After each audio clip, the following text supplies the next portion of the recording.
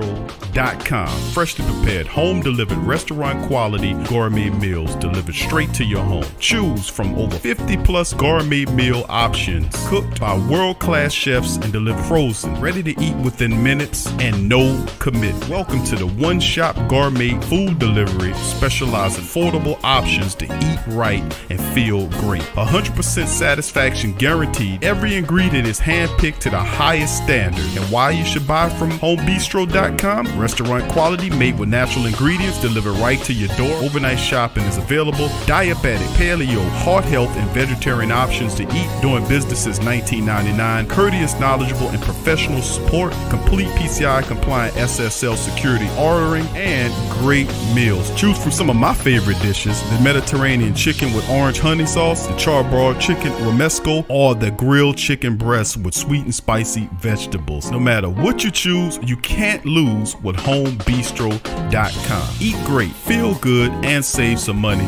with homebistro.com. Hit the link in the description section below for more information. Located in Henderson, Nevada, bulksupplements.com supplies over 400 pure nutritional supplements ingredients to hundreds of thousands of consumers and manufacturers. All of their products are available from grams to metric tons through their online store at bulksupplements.com. Orders received 4 noon Pacific Standard Time ship the same day. Their FDA registered CGMP manufactured and distributing facility has a staff over 60 full-time employees that take pride in providing excellent customer service and producing quality products for their customers. The wellness of the community is of the utmost importance to Bulk Supplements. It's dedicated to maintaining all health code and government regulation. Each supplement is tested in their in-house laboratory before distribution, ensuring that all products are safe for consumption. For any additional testing, they utilize reputable and vetted US-based independent labs. Customer service is available 7 days a week from 7:30 a.m. to 4 p.m. Pacific Standard Time through live chat, phone, and email. Bulk Supplements products are produced in an FDA registered and inspected manufacturing facility. So if you want quality supplements at a quality price, Bulk Supplements is the company for you. Bulk Supplements, clean and pure bulk supplements. Check the link in the description section below for more information.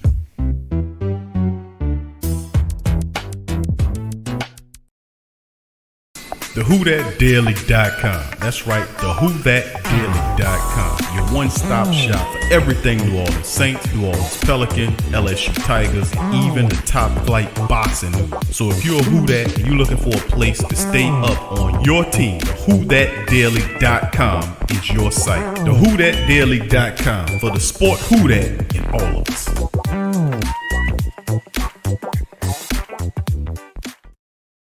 Who That family, check out the Pro Shop. That's right, the Pro Shop is the platform stores where you can go and buy all the latest merch to support the platform. Available at the Pro Shops, we have dozens of hundreds of products available for you and your family. Unisex tees for men and women, hoodies and sweatshirts, tank tops, kids and baby items, long sleeve tees, mugs, pillows, wall art, bath bedding, face masks, phone cases, stickers, bags, fanny packs, socks, hats, and many other items. Please feel free to check out the Pro Shops. The link is in the description section below. And remember, it helps the platform continue to grow. So check out the Pro Shop and Who That too.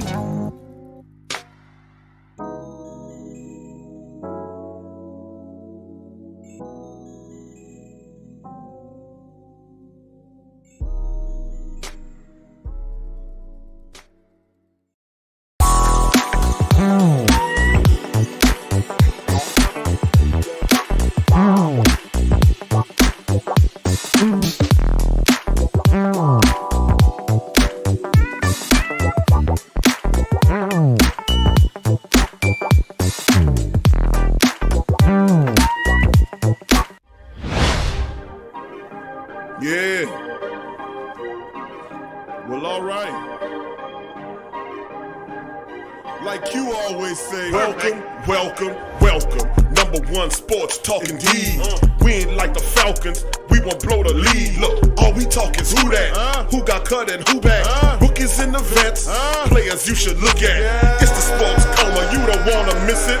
Got the pre-game, party, post-game statistics. Get a visit from Sway, maybe DC or 5. It's the hottest thing smoking, Big Q and the guys. Go to YouTube Live, make sure you subscribe. Interviews inside the Saints locker room high. Talk to Drew, Jordan, Zach, Peyton, New Orleans, who that nation.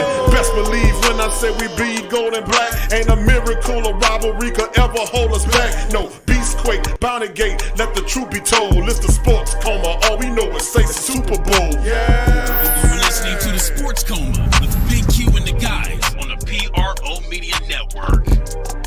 Drew, I had the pleasure of a great interview with your friend Brandon Landry yesterday, and just kind of doing a story on your friendship and how you met and everything. What can you share about Brandon and what you guys have experienced last several years?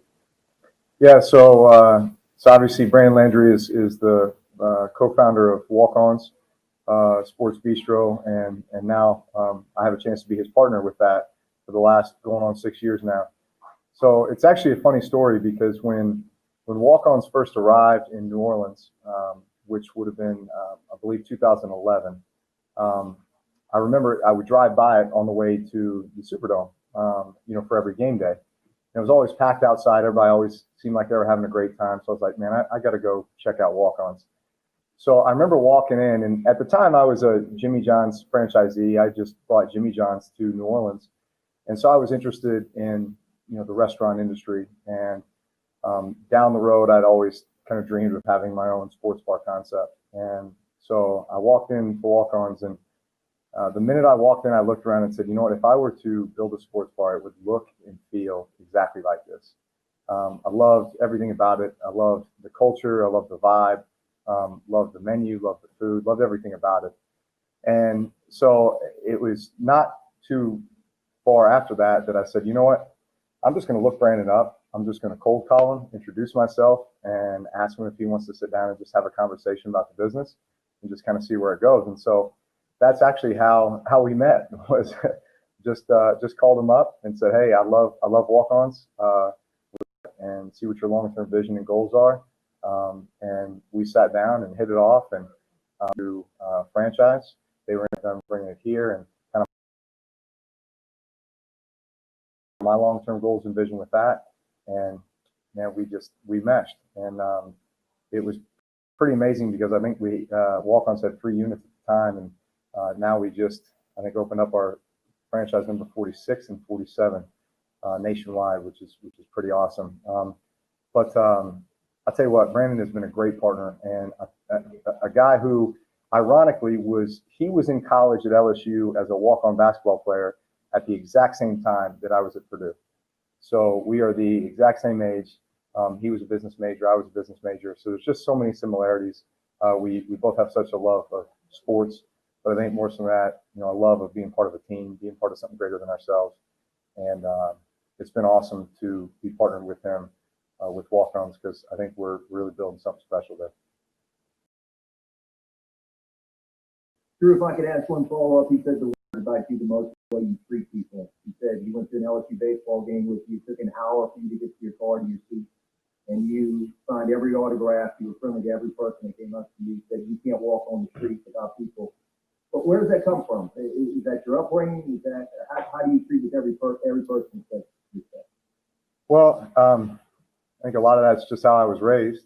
But I think also, I was such a huge sports fan growing up. I had so many idols in so many different sports. I mean, that's what my brother and I did every waking hour. If we weren't in school, it was playing ball. And so, we idolized a lot of these people. And when we had the chance to meet them, I can remember every one of those interactions and just the way that it made me feel as a kid or as a fan. And in many ways, that inspired me in some way to continue on. And so I think I look at that now as, well, now the roles are reversed, and I have that opportunity. Every person I meet, every interaction I have, especially with a kid, may be the turning point or the defining moment for them with what they choose to do in life. And it may not be sports related, but if that's something that they can reference in a positive way that makes a difference for them, that's what it's all about. That's pretty cool, man, by Drew Brees, man. I'm going to play one more bit of it. I just wanted to chime in. Who that to the Black and Gold family members in the live stream. Much love to you and yours. And I wanted to pause the interview for a second just to compliment Drew Brees, man. I mean, that's absolutely awesome, man. You know, that Drew Brees does that. It took him an hour to get to his car because he signs every autograph. Somebody comes up to him, he signs the autograph. Isn't that something? How many people, star quarterbacks in this league, would do that? Take an hour of their day signing autographs for people. You know, it might not seem like a lot to some people, but that means a hell of a lot to a young child or, you know, somebody that might be at a crossroads in their life. This can be an inspirational moment, motivate them. And when you do stuff like that and you put the people first, there's blessings behind that, as you could tell, as he was telling the story of how he discovered walk-ons, and it's been an incredible endeavor. And all the things that he touched turned to gold, almost like a mini King Midas, so to speak, because of how he living in the mentality that he has. It opens up really great, you know, a life for Drew Brees. So I just got to compliment him on that, man, because not too many people will do that. We're going to finish this up and then we'll get into the show.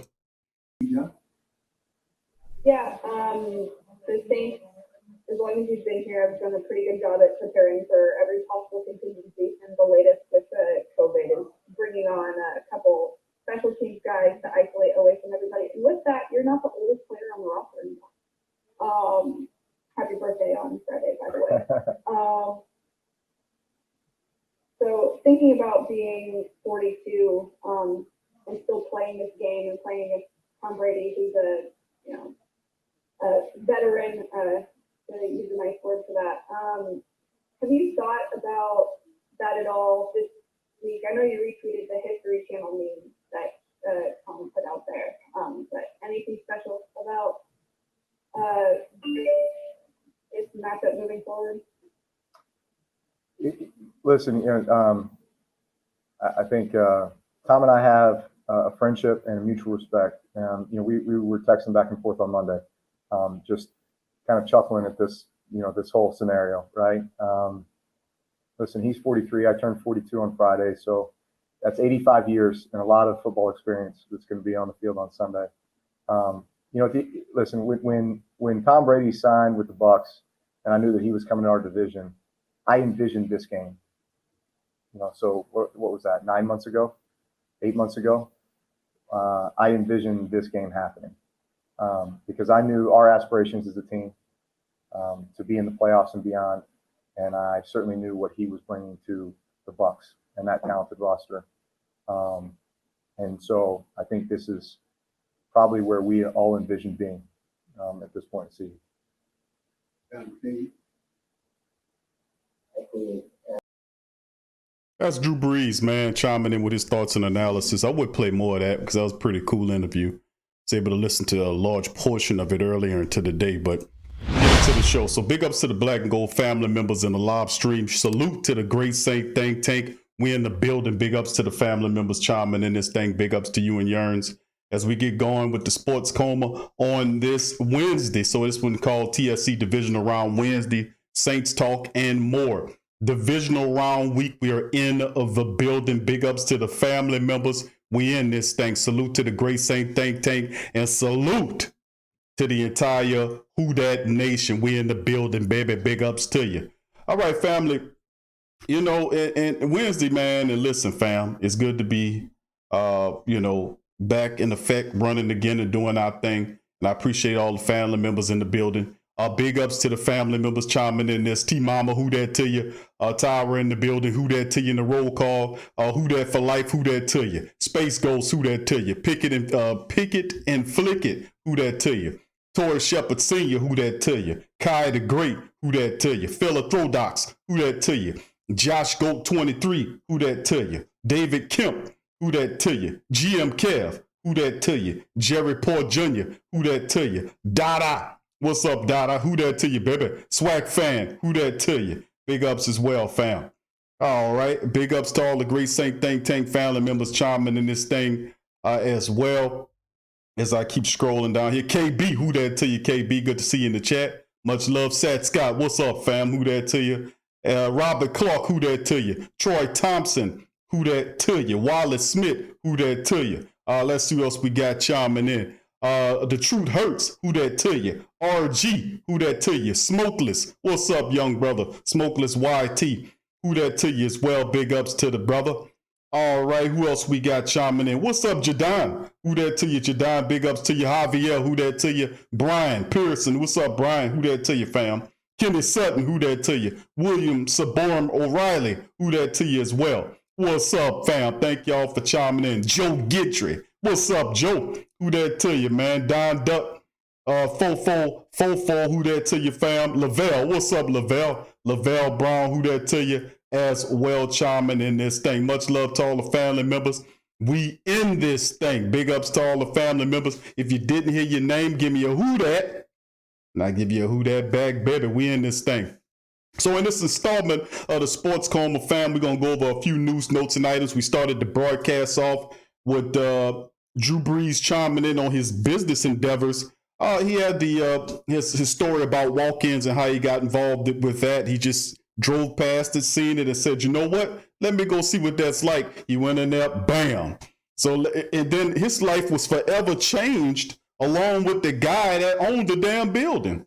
As you can hear, he just started their 46th and 47th endeavor, and you never know, who listening, who, if you start a business, who's gonna patronize you. You never know where you're gonna end up on this great highway of life with all the exits and things that we go to. You never know who you end up meeting. And that was a great story about Drew Brees, by the way. All right, big ups to the family, the members, the rest of the family member. What's up, Ike? Who that to you, Ike? Good to see you in the chat, bro. Big ups to you. All right, LaDerrick, what's up, fam? Who that to you as well? Devin C, who that to you? And all the family members chiming in this piece. Who that to the family members? Appreciate y'all, and salute to the great Saint Think Tank. We in the building. All right, fam, now give me a second. We're going to share. We're going to go over a few news, notes, and items here. And then I'm going to forego the commercial break and then open up the chat for communications for this Wednesday show. We're going to do it all the way up until about 9 o'clock or right around 9-ish to break off for the great Saint Think Tank.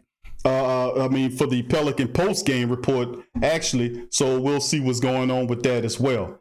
So big ups to the family members. Please strike upon the like button. Hit the like button. If you aren't a subscriber, hit the subscribe button and join the great Saint Think Tank today. Hit the subscribe button. Hit the like button. Who that to you? Gundam. Gundam in the building. Who that to you? Ramsey, what's up? Ramsey, who that to you as well up in this piece. So much love for all of the family members. What's up, Ali? Ali Williams in the building. Who that to you as well, fam? Welcome on into the chat. All right, fam, we're going to get going. We're going to share the screen. We're going to get going on this thing here. All right, we're going to start off with the Saints injury report. This is the first of the week. Of course, Wednesday means injury report. We'll know what time it is. Jay Survivor, who that to you, fam? Good to see you in the chat as well. And we're going to open it up and we're going to start it off on Wednesday. This is Divisional Round Wednesday, and we're in this piece. So we got 6 players on the injury list right now. Patrick Robinson, hamstring, did not practice. That damn hamstring, man. You got to go to the store and buy a few of them. I'm tired of Patrick Robinson with these hamstrings, man. Come on now. That was last year, the year before. Come on. JT, who that to you, fam? Good to see you in the chat as well. All right, running back, Latae. Thank you, Lisa. Lisa, who that to you, Lisa, baby? Lisa chiming in from Facebook. Lisa Bullet, who that to you, baby? Much love to you in the great Saint Think Tank. Salute to Lisa Bullet. Watching via Facebook, and we also simultaneously broadcasting the 3 big platforms right now: Facebook, Twitch, and of course YouTube. So we're in the building. Anthony, what's up, Anthony? Who that to you? Ronnie, who that to you as well? Big ups to the family. J Rock, Madge Prime, all of the family members. Who that to all the family members? Thank y'all for chiming in. Please strike upon the like button. Please, CT Crush, what's up, fam? Who that to you as well? Big ups, bro. All right, appreciate all the family members. Please strike the like button as you come in. It helps out the live stream as well as we continue. So Patrick Robinson, hamstring shut down Wednesday. Latavius Murray also shut down with a quadricep situation. Taysom Hill dealing with a knee issue. All those guys were shut down. Of course, Trey Hendrickson was back from dealing with that neck issue. That was a big pause for concern. Jared Cook dealing with a back situation. He was limited. Teron Armstead with an elbow. He was limited as well. So, it's positive news here. And a couple of concerning, not too vastly concerning things to be concerned about on this list in terms of just watching what's going on with Latavius having a quadricep. I think ultimately he'll be able to get going, and we don't use him enough anyway. So Taysom is another interesting option. He was kind of banged up dealing with a concussion last week. Now it's a knee situation. Hopefully he's all right. A big addition back to the defensive line is Trey Hendrickson, who missed the wild card matchup because of the neck. He's playing. Hopefully we'll see how that monitors, because remember, he was limited as well last week before he then regressed and was shut down. So we'll keep an eye out on him. Jared Cook, the 10 man, is dealing with a back. He a little stiff. Got to get him some WD-40 to kind of spray him down. Get the couple of oil cans from Dorothy. Got to find Dorothy and get the oil, the old school oil. We got to get him, get one of those and get that WD-40. And some fish oil pills for Jared to get him loosened up there. And then, of course, Teron Armstead dealing with that elbow situation. So we'll see how that's going on, but that's pretty much what it looks like on the injury report. Let's move on down to the Tampa Bay Buccaneers. Alex Kappa was shut down. He's a big part of the offensive line. Mr. Realist, who that to you? And, of course, Ronald Jones, a major part of what they do. He's that multi-purpose back that has things going. He's missing time. Kappa, Ronald Jones, Jeremy Ledbetter, who's a defensive lineman, Jason Pierre-Paul, all shut down. This is too early to predict whether or not they'll play, although the reports are saying that Ronald Jones is a lot worse off than it's indicating. So we'll see how that goes, man. You never can trust these reports this early. When they get it close to Friday, you'll know what time it is. And, of course, limited Carlton Davis, the cornerback, is there. Mike Evans, who is dealing with that hyperextended knee. He is limited. Chris Goodwin dealing with the hip and quad situation. He's banged up. He's limited. LaShawn McCoy was dealing with illness, but he fully practiced. So, if he can't go, you'll see a mixture of McCoy and, of course, Leonard Fournette against the Saints defense as well. So the Tampa Bay Buccaneers kind of banged up as well. But you take a look at the black and gold diehards, man. We got a few guys sitting out, but I think we'll be fine moving forward. So, we'll just keep a look on it. So once again, this is the injury report as reported by Wednesday. The good news is Trey Hendrickson is playing limited as well. And of course, Patrick Robinson, Latavius Murray, and Taysom Hill are shut down with various injuries for Wednesday. Thursday, we'll see if they can kind of go up. But remember, 2 back-to-back DMPs is not a good way going into this game. Of course, a lot of these guys want to play. The good news is that we can absorb a lot of the, of what happens. We need Trey Hendrickson, Jared Cook out there, Teron Armstead.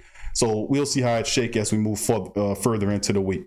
All right, next article here. This is from NBC Sports saying that here it is. Saints designate Traquan Smith able to return from the IR. So good to see Traquan Smith coming back to the team, and he missed a few games here, but Traquan Smith is making a move back to the team. So big ups to Traquan. The Saints are close to having their receiver core back at full strength. They got Michael Thomas and Deontay Harris back from injury reserve last week. Traquan Smith returned to practice on Wednesday. The Saints placed Smith on injury reserve right before Christmas with that ankle injury.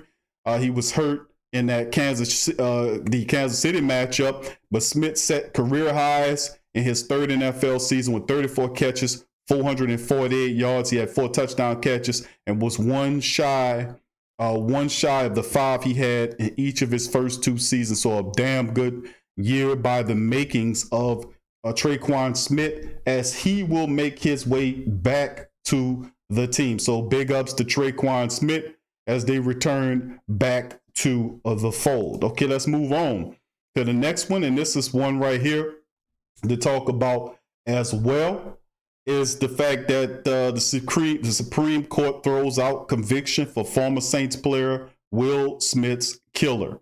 Now, this was a very sad story. I remember covering this story when it happened, and I was kind of upset about it, to be honest with you, what happened with that whole situation with Will Smith. And this was just a case of testosterone going too far, and both of these men messed up their lives forever behind absolutely nothing. I mean, this was just something, that was just could have been avoided, and it was just something sad. But let's go over the article right here. The U.S. Supreme Court has thrown out the manslaughter conviction for the man who shot former New Orleans Saints star Will Smith to death in 2016. Monday's order in favor of Cardell Hayes have been expected.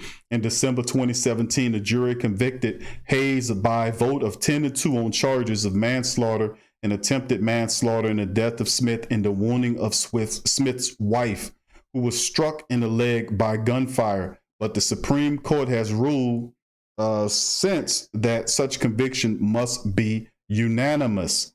A state appeals court gets the case next, but ultimately it will be up to the new district attorney in New Orleans, Jason Williams, to decide whether to put Hayes, 33, on trial again. Hayes is serving a 25-year sentence. The shooting following arguments after a traffic crash. Hayes said he shot in self-defense. A state appeals court rejected the argument.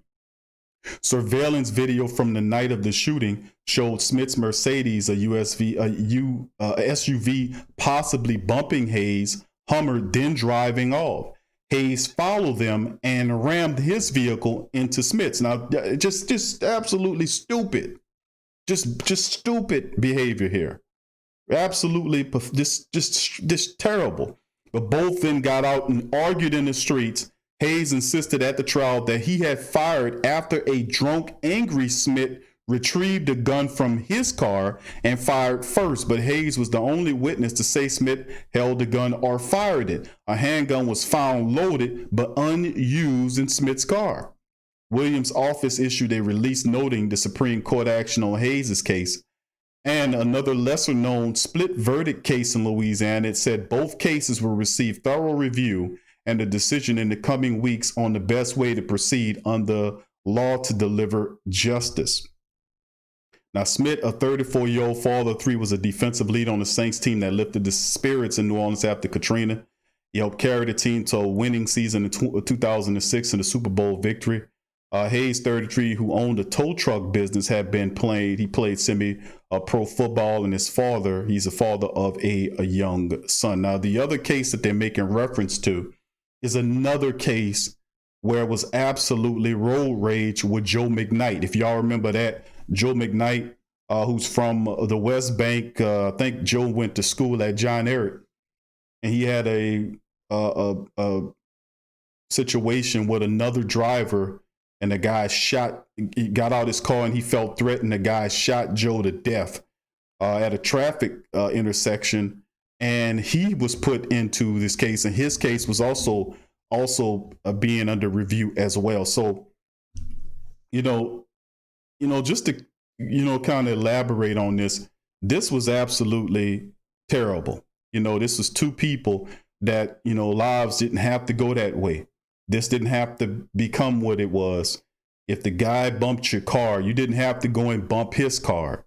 Simply call the police and the whole situation would have been handled different. At least that way, we know both of these guys, Will would still be alive and this brother wouldn't have been in jail. But this was a situation where this was just out of control, absolutely out of control. And both lives were destroyed because of absolutely nothing, man. Really, really sad. So Will Smith was killed in this case, and now the Supreme Court throws out the conviction for former Saints player Will Smith's killer. And that's AP's report there. So very sad. All right, moving on to the next one right here, just to go over this article, just to show a little something here about Breeze versus Brady here. And this is coming from the NewOrleansSaints.com website. Quarterback Drew Brees believed early that New Orleans Saints and Tampa Bay wouldn't meet in the playoffs. Of course, I played a portion of that today as well, before the show started with John DeSacier breaking it down. So as you can see, the statistics right here, Breeze versus Brady, many statistical breakdowns Brady has already taken from Drew, because really if Drew was healthy, he would have beaten Brady, would have kept ahead of him. But of course, Drew missed a month of the season. He's still holding on to the passing yards, 80,358. But you can see Tom Brady is on his back. Brady's already has the all-time touchdowns as well. And of course, he's second to Drew with the completions. And of course, not too far off Drew with first down. So Brady, when it's all said and done, if Drew decides to hang him up next year, he would capture all of Drew's records next year. So, that's what I'm saying. A lot of this pain, well, they ain't going to, if Drew retired, listen, he was just talking about business, and he's really successful. Drew's worth well over $100 million, and you got to look at life, man. Your children are there. You're wealthy. Go enjoy your life. You played 20 years in the pros, man. People can only wish to play that long. They have guys that were first round draft picks that didn't even play 5 years in the NFL. Look at Jamarcus Russell. So it speaks well that you were extremely blessed and fortunate to be in a position to play the sport that you love into the advanced age of 42. So, like I said, he wants the records, but the reality is Drew's a Hall of Famer, man. He's a Hall of Famer, first ballot Hall of Famer. And the most important thing is the trophies. If Tom Brady wants the damn records, I'm pretty sure that he eventually will elapse them. But we'll see how it is into the future. I think, it's already leaked that Drew's going to call him up. But let's go into the article right here. Tampa Bay Saints and the Buccaneers are a logical, reasonable point in the season, facing each other in Sunday's NFL Divisional playoff game. That expectation was foremost early, given the Saints 13-4, Buccaneers 12-5, rivals in NFC South Division, are led by two of the most accomplished quarterbacks in NFL history. So, for the third time this season, and with the stakes higher than they've ever been in a matchup between them, New Orleans' Drew Brees, who will turn 42 on Friday, will see his friend 43-year-old Tom Brady across the field. The Saints won the NFC South for the fourth consecutive season, won the two regular season games 34-23, and then 38-3. And of course, Tom and I, this is a quote from Drew, have a friendship and a mutual respect, Brees said Wednesday during his press conference. I played a little bit of that. Brady played his first 20 season with New England and never faced Brees in the playoffs. When Brees played with San Diego's Chargers from 2001 to 05, Brady joined the Buccaneers as a free agent last season. We are texting back and forth Monday, just kind of chuckling at this whole scenario. Brees said he's 43, I'm 42. So that's 85 years and a lot of football experience that's going to be on the field Sunday. When Tom signed with the Bucs, I knew that he was coming to our division. I envisioned this game. What was that, 9 months ago? 8 months ago, I envisioned this game happen. And for Brees, it will represent another step closer to his final snap in the Saints uniform. The 20-year-old veteran hasn't announced his playing intentions beyond the season, but repeatedly has said that he only returned this year to play for his teammates, organization, and city. He did say that. Drew did say that indeed, unless he changed his mind. And remember, Sean Payton had to really beg him to come back this year, because if he really wanted to come back, he wouldn't have took as long as he needed to take to come back. Because he consulted with his wife and his family. He took a little time, then said that he's coming back.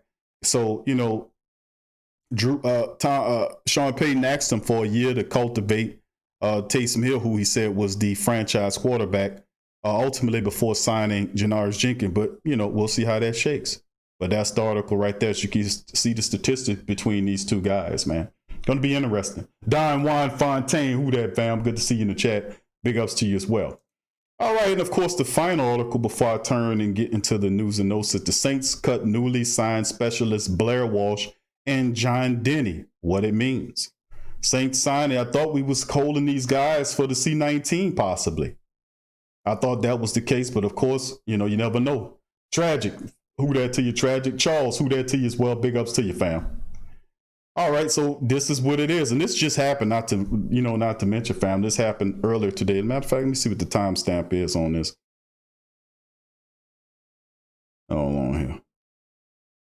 All right, 7:47. This happened not too long ago.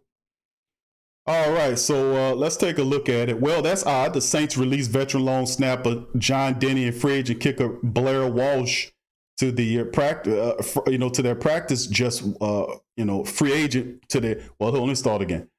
Saints released veteran long snapper Denny and Blair Walsh to the practice just one day after both players were signed to the practice squad. Coach Payton explained the additions as emergency contingencies should their starters be unavailable for the playoffs, which is possible given the unpredictability of C-19. So what gives? There are a couple of possible reasons for the quick turnaround. Bringing the players into the facility often requires them to be tested for the C virus along with everyone else each day. Keeping their records up to date, easing the time limit for their activation should an absence pop up at the last minute. It is unlikely that both Walsh and Denny will be, reported to visit the team facility again in days leading up to the divisional round game with the Bucs, so their testing history remains accurate. And as far as quick sign and release, this may have been done to guarantee both players receive a paycheck for the week as members of the practice squad, even if they were technically only on the roster for a day. But both of them are in town practicing away from their teammates in quarantine, so it makes sense to find a way to pay them for their time within the framework of the NFL collective bargaining agreement, of course. So keep an eye out for more transaction involving these two. Other changes to the practice squad reported on the daily transaction wire for Wednesday, including the release of wide receiver Jake Lampman, while 3 players were re-signed. That's defensive tackle Anthony Zattel, wide receiver Austin Carr, and then Jake Cudrow, who was released the other day. Those guys have been added back to the practice team. So, I mean, there you go. So let me see if we can get a look at it. We're going to open up the here and see if I can get an idea of what we're looking at here. As this is the Saints' current active practice squad updated Saints 53-man roster and 6 strong practice squad teammates for the playoffs.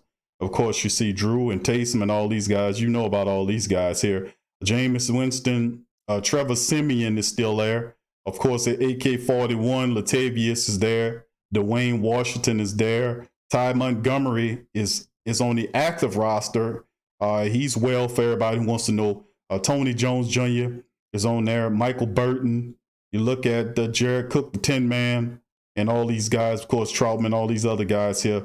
Garrett Griffin's on the practice squad along with Ethan Wolf, the tight end.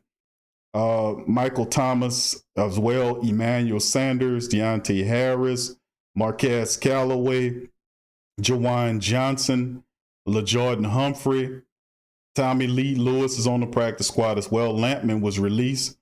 Teron Armstead, Hurst, Ethan Greenwich, Andrews Pete, Eric McCoy, Will Clapp, Cesar Reeves, Kelly, Cameron Thomas on the practice squad along with Kelvin Throckmorton, Big Ryan Ramczyk, Will Lutz, and of course, you know about the addition. They just released Blair Walsh.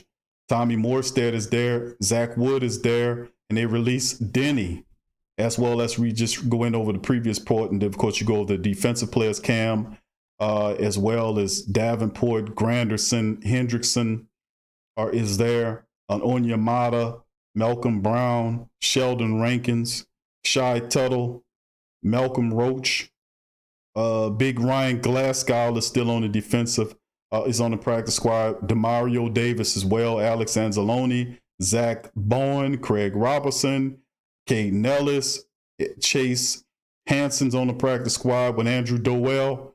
And of course, you see Chauncey Gardner-Johnson as we get into the secondary, Malcolm Jenkins, Marcus Williams, JT Gray, PJ Williams, DJ Swearinger, Laddie Daddy, and you see Jack Rabbit Jenkins right there, Patrick Robinson and his sore hamstring, Ken Crawley before Milwaukee, Justin Hardy, Pale Grant Haley is there as well. Keith Washington's on the practice squad. And then that's pretty much everybody there.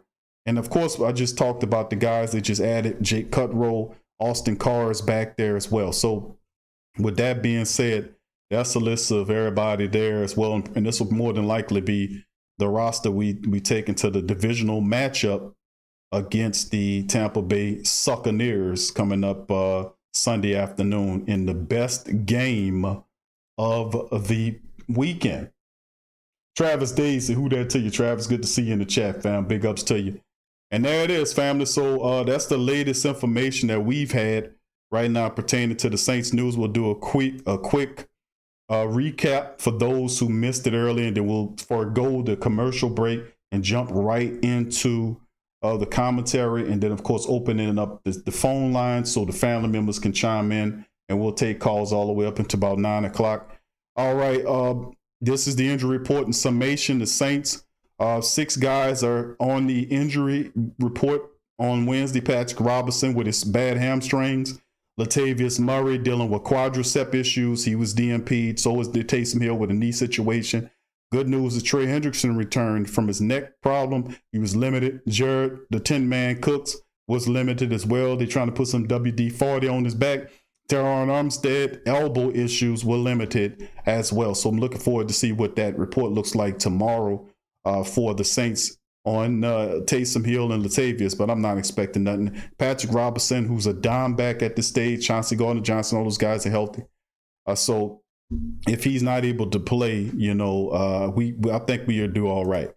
All right, and of course we talk about Traquan Smith returning. Traquan Smith returned back from the IR. He was activated and he returned to the injury reports. The Saints continue to get better, as reported. So good news there as Traquan Smith returns back from the injury report, and he was activated to come back to help strengthen the wide receiver coach. So big ups to Traquan. He had a terrific year this year and set career highs all kind of ways. He had 34 catches, 448 yards. Traquan Smith arrived, and I'm so proud. I'm so proud of Traquan Smith because those were the 2 biggest questions that we were asking coming into the season was, can Traquan Smith step up? I remember Iceman was asking me about, Traquan Smith, Trey Hendrickson. But listen, those guys stepped up and they had big contributions to this team this year to help them get into the playoffs. And we get both of those guys back for this game, Traquan and Trey Hendrickson. So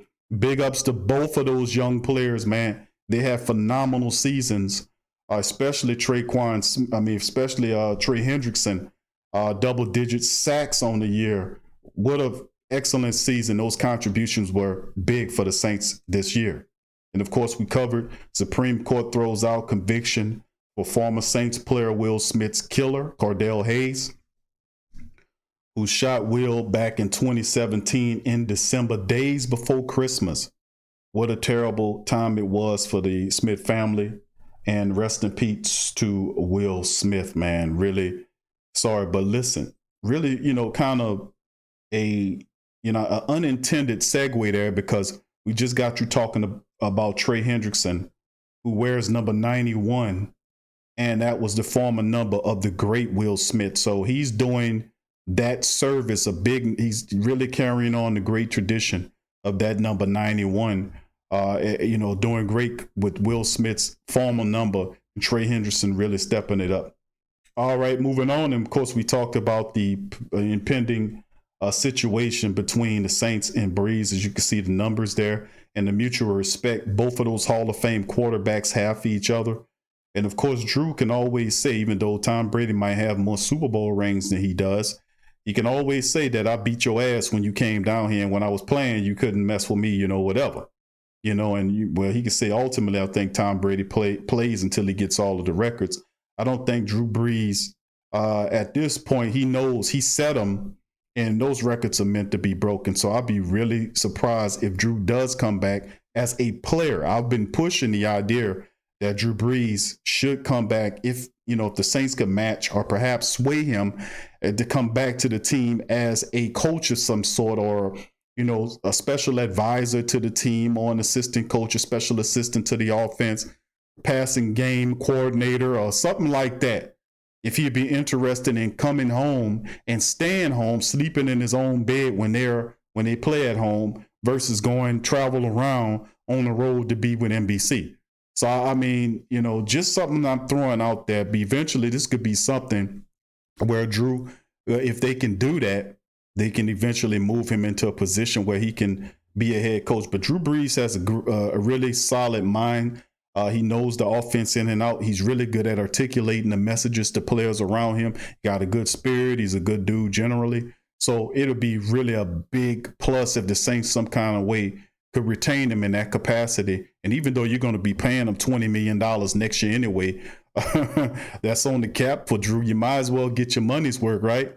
You know, if he got to help a Taysom Hill or Jameis Winston or whoever the Saints get to play quarterback next year, it's just a thought. And ultimately, if he sticks with it, he could be the predecessor he could be the guy that takes over the job from old man Sean Payton when he gets ready to hang up his whistle. So you never know how this stuff works out. Just an idea. If he wants to be an analyst, man, you know, why not keep him close to home? You know, you never know. So it's just some thoughts I'm throwing out there. And of course, we went over the fact that the Saints just cut the backup kicker Blair Walsh and Josh Denny. They just released them not too long ago as well. So, you know, opened up some spots and they were able to sign Austin Carback and Jay Cutrow. And also, who was the other guy? Anthony Zattel, who's a defensive lineman. They were able to bring those guys to the practice squad. And they also released a very used Jake Lampman. So that's the news that we covered here as well as we get ready to move into the section of the show where we then start taking calls. So big ups to the family members for being here. Much love to you guys. Thank you for being here. Please hit the like button. If you hadn't hit the like button, please subscribe if you aren't a subscriber. And we give a shout out to Sammy Truelove. Big ups to him. He joined the Great Saint Think Tank. YT Solo, who that to your family? Good to see you in the chat as well. Who that to you? And big ups to all the family. Lit Cookies, who that to you? Good to see you in the chat as well. Chris Rooks, what's up, Chris? Who that to your fam? Good to see you in the chat. Big ups. And anybody I missed who didn't hear that name, give me a who that, and I'll give you a who that back, baby. Last Saint, what's up? Who that to your fam? Your brother Tyrese in the building as well. Mr. Realist, I see you, fam. Big ups to you as well. Anthony Ebbs, who that to you? All right, big ups to all the family members chiming in this thing, man. Much love to all of y'all guys. Now, Big Ant, what's up, Big Ant? I see you, fam. Big ups to you, bro. And that's the thing, man, when we talk about, you know, what it is going forward. And what's up, Kelvin? Kelvin Washington from Phoenix, Arizona. What's up, Kel? What's up, fam?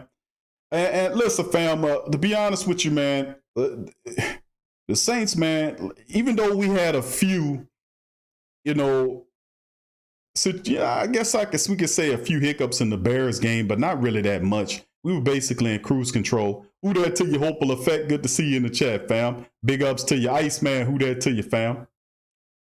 Iceman said we're going on with the Pelicans, big. We're gonna talk about it tonight, man. You know, of course, we had tech issues. We couldn't do the last game, and we fell out. We ain't missed much, did we?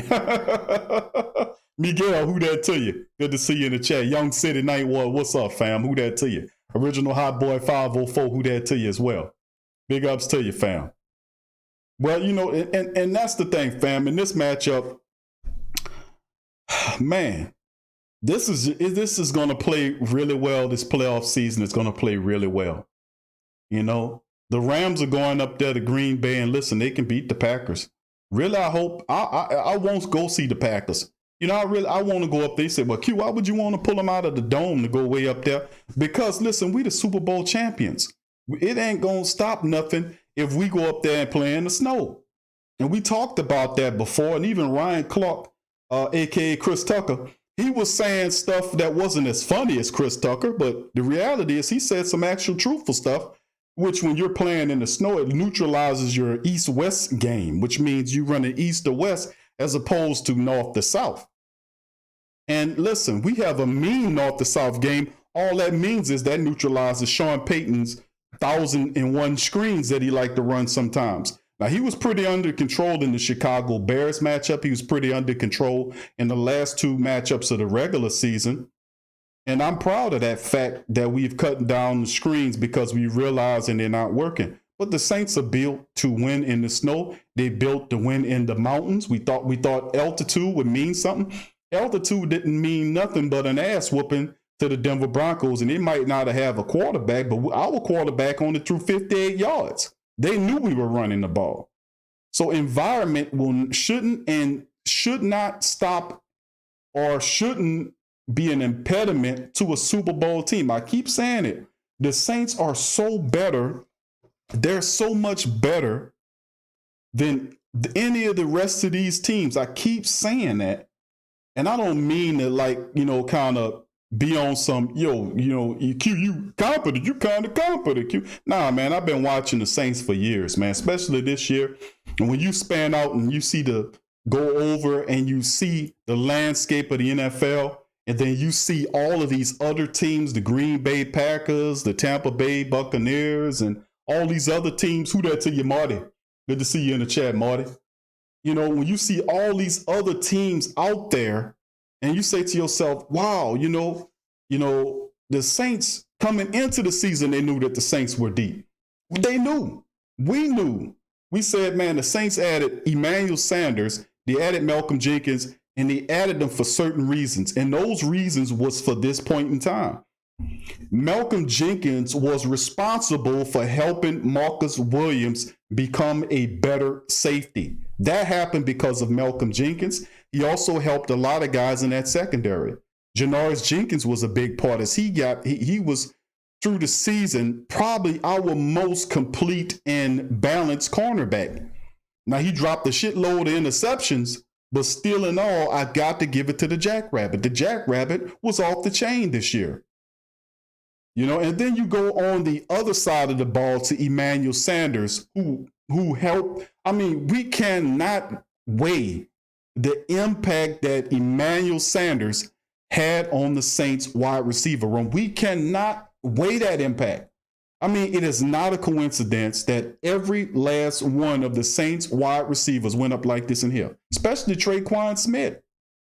I mean, Traquan Smith went up like this. I mean, and that was a large part. And if you go back, I played some of the interviews with Traquan Smith when he made a few appearances on the Sports Coma, when he was talking about the lights turning on and how Emmanuel Sanders has helped them. Deontay Harris has said the same thing, giving him accolades. Jawan Johnson, LaJordan Humphreys, all these Marquez Callaway, especially Marquez Callaway. You have not worried about a damn thing with the wide receiver room this entire year simply because of the veteran leadership of guys like Emmanuel Sanders, what he did in the wide receiver room, and what guys like Malcolm Jenkins did in the secondary. They were brung here for this moment in time. Malcolm Jenkins was in the playoffs. So was Emmanuel Sanders played in the Super Bowl last year. He played with the 49ers and was in the Super Bowl last year. So the guy adds a lot to the table, period. And that's two of the biggest acquisitions the Saints had, was those two guys. They brought them in here and they're terrific. They're absolutely terrific. And of course, if you spanned over the season, and I didn't do a recap show or I do a recap of the regular season and the playoffs when everything is over with. Then I'll recap the regular season. Then I'll recap the playoff season as a whole. But the reality is just looking, just from what I'm seeing from the team and the depth of the team, is the fact that Coach Payton handled the COVID situation very good. He really did. He said it in the press conferences in the preseason or whatever you want to call it, that whoever deals with it the best will have the success and they will win. And whoever wins the Super Bowl this year will be given that title. They probably try to put an asterisk next to it and all that kind of stuff. I don't want to hear that. Miss me with that. Say about it. But the reality is you got to give a lot of credit to the veterans, man, that came on this team. Emmanuel Sanders and Malcolm Jenkins, they were huge additions for this moment in time. The Saints played a really relaxed playoff game. Did y'all notice that? I said that on the crazy show. I calls it last weekend show.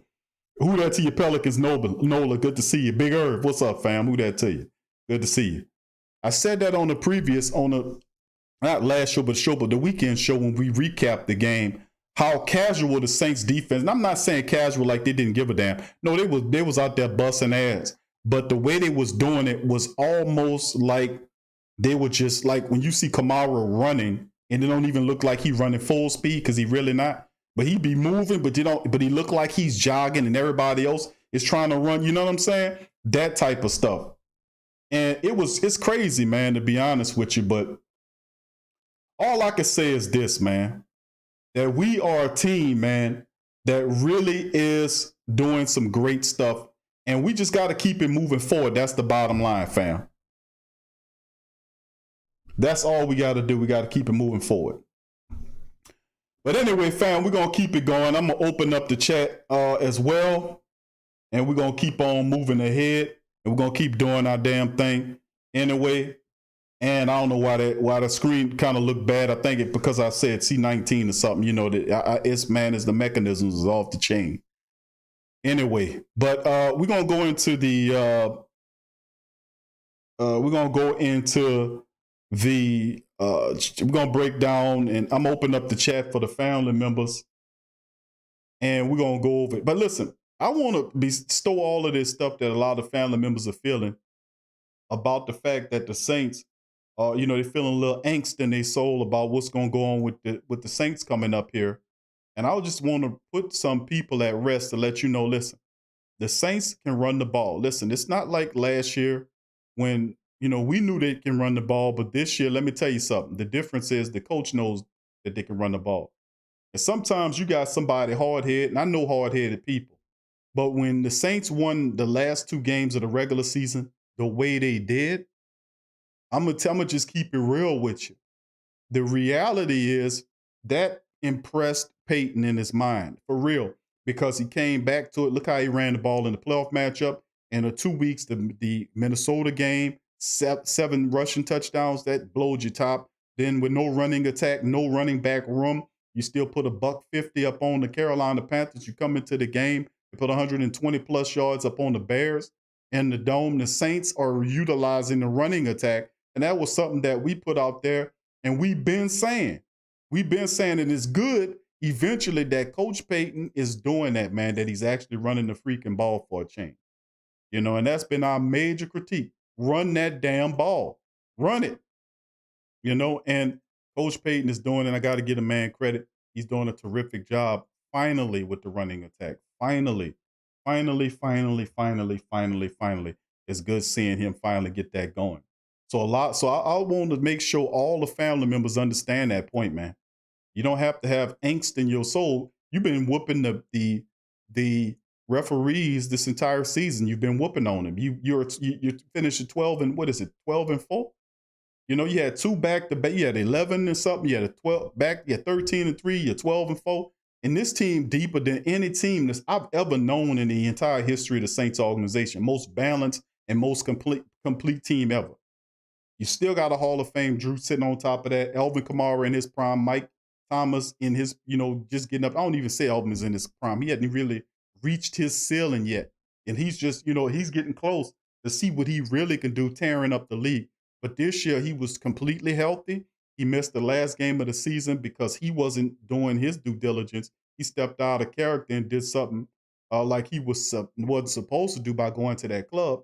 But listen, they made a lot of mistakes and have come through it. And like I was telling people when all that stuff happened with Drew Brees some time ago about, the team not going to make it because the guys ain't going to like Drew no more. Are you kidding? So I was saying that then I was like, man, listen, anybody, man, can say what they want to say, right? Now, Drew Brees could have stuck to his opinion and said, well, listen, I'm no disrespect, but that's just my opinion on the matter. But he didn't do that. He apologized. Why did he apologize? Now, he could still feel the same way in his head, but the reason why he apologized is simple. Because he didn't want to hurt his teammates who are his friends. And even though in your heart, you might feel that you're right about what you're saying, But if you hurt somebody, you hurt them, hurt their feelings, you apologize to them for their feelings because you hurt your friend and you didn't want to do that. So your feelings about your friend means more than your feelings about whatever you said. You see what I'm saying? That's big, man. That's big. Then he put his money where his mouth is by putting millions into the virtual Hall of Fame and HSBC.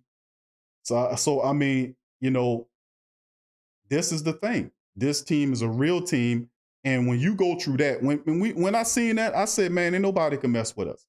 That team been through some kind of adversity. You think the Tampa Bay Buccaneers could have survived something like that? What if Tom Brady would have said that? You think that they would have been able to survive that? I don't think so. I'm just gonna keep it honest with you. There is no way that he survives that. I don't know what the heck is going on with the screen, y'all. I don't know what's going on with that. Why is it blurring up that bad? I don't know what's going on with that. I'm monitoring it with my second screen, and it's showing pretty blotchy. I don't know what's going on with that. That's the second time that's happened. It's not showing any bad indications on my screen here, so I don't know exactly what that is, but it clears itself right on up. Zeno, who that to you, fam? Good to say Saints will beat the Buccaneers for the third time. I agree with you. All right, so I don't know exactly what's going on with that, family, but anyway, we still in this thing. All right, we got a link is in the chat, family. We're gonna be doing this thing up until about right after 9 or so. I'm gonna try to fit as many family members in as I possibly can. So if you want to jump on the show, feel free to jump on this sucker. I'm gonna try to squeeze as many people as I possibly can in here between that and the summation of an hour. So y'all feel free to pop on in. The link is in the description, is in the chat. Y'all pop on in, and I'll make sure to get you guys in there, and we'll get it rolling. So we're gonna start it off with Brother Jerry, who's popping in. The OG is in the building. Brother Jerry, welcome to the show, my friend. How you doing? Brother Jerry, can you hear me? Uh-oh. Brother Jerry, can you hear me?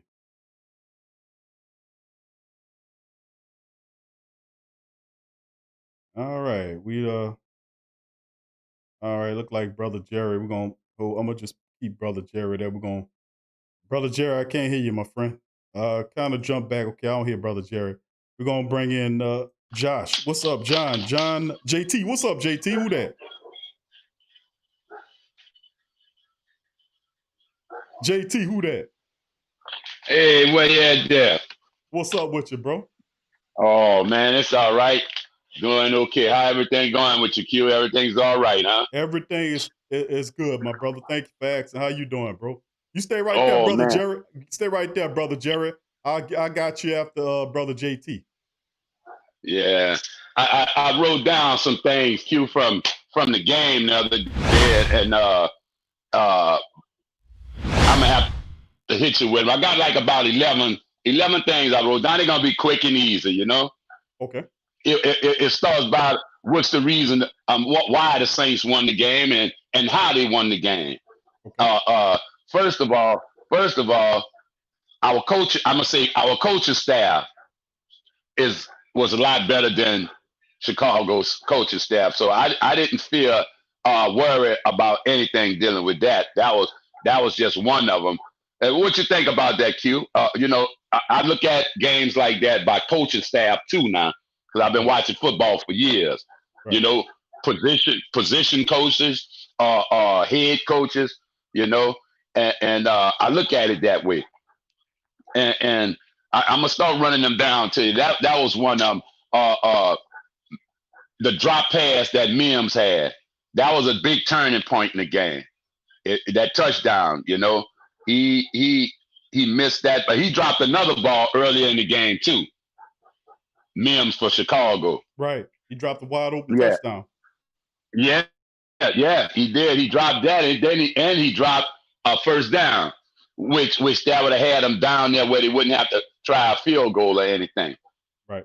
And I got another thing. I found 8 trick plays that the Saints did. You understand? Mm-hmm. That it would have had them losing the game.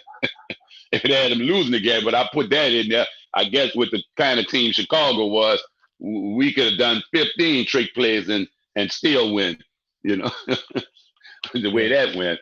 Right. You know, and also the offensive line, our offensive line. I mean, I think we have the best offensive line, Q, in the NFL. I'm gonna tell you, run and pass blocking. Let me say why. Pass blocking because Drew plays on a timer. He has this timer in his head. Mm-hmm. You understand? And the Saints offensive line gives Drew a good enough time to do what he do. And watch him this week. He's going to be on a level that I think nobody, even me, ever seen him in the game before. This game here, watch him. He going to use his smarts. He going to use his football savvy. And don't be shocked. Don't be shocked. He even run out of there for a first down or two. That's something you ain't never seen.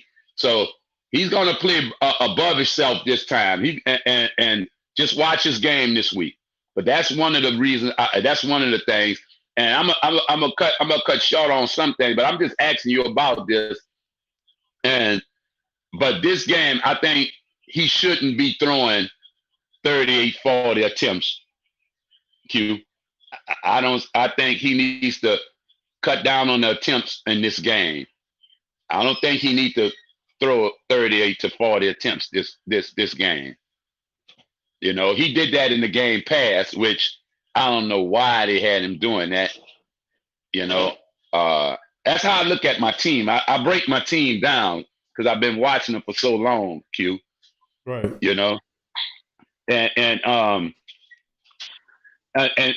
the kicker, I'm hoping he don't miss anything in this game because we're getting down to the games where a missed field goal or a missed extra point may cause a loss or two.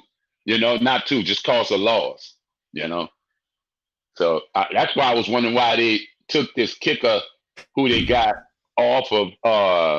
They took him off of the practice squad. Right. Or they put him on there. So he's gonna go with Lutz, man. He's gonna go with Lutz. You know, I still say, you know, I hope I'm wrong, but I think something is wrong with Lutz right now, and nobody's saying anything about it. You know, I think something's wrong. Yeah.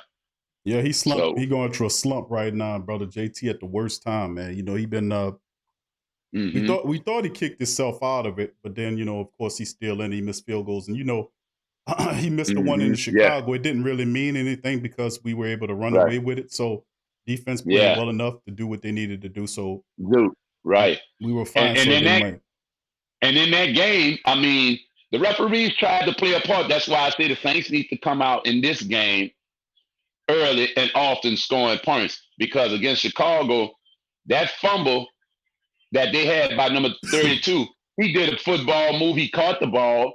He didn't juggle the ball. He caught the ball with his hands and kept the ball out. And, you know, stuff like that, you know, is the referee. So that play there was called not a touchdown, but that was a good play. That was a fumble in that game. You know, that was a fumble in that game. And that was also a touchdown right behind that, off that fumble, but they call it back. But in this game, we must keep the referees out of it too. And if we could do that and keep that pass rush on Tom Brady, like I said, we're deeper and we're better than the teams in the NFL. And to tell you the truth, we're about to get into this game when we beat these people, and we're going to sit and wait on Aaron Rodgers now. We want to see what we want. At least Aaron Rodgers and them may be waiting on us. And if they're not, they don't want it as bad as we do. Because if we get a home game here for a conference championship, they can hang it up from there. They can hang it up.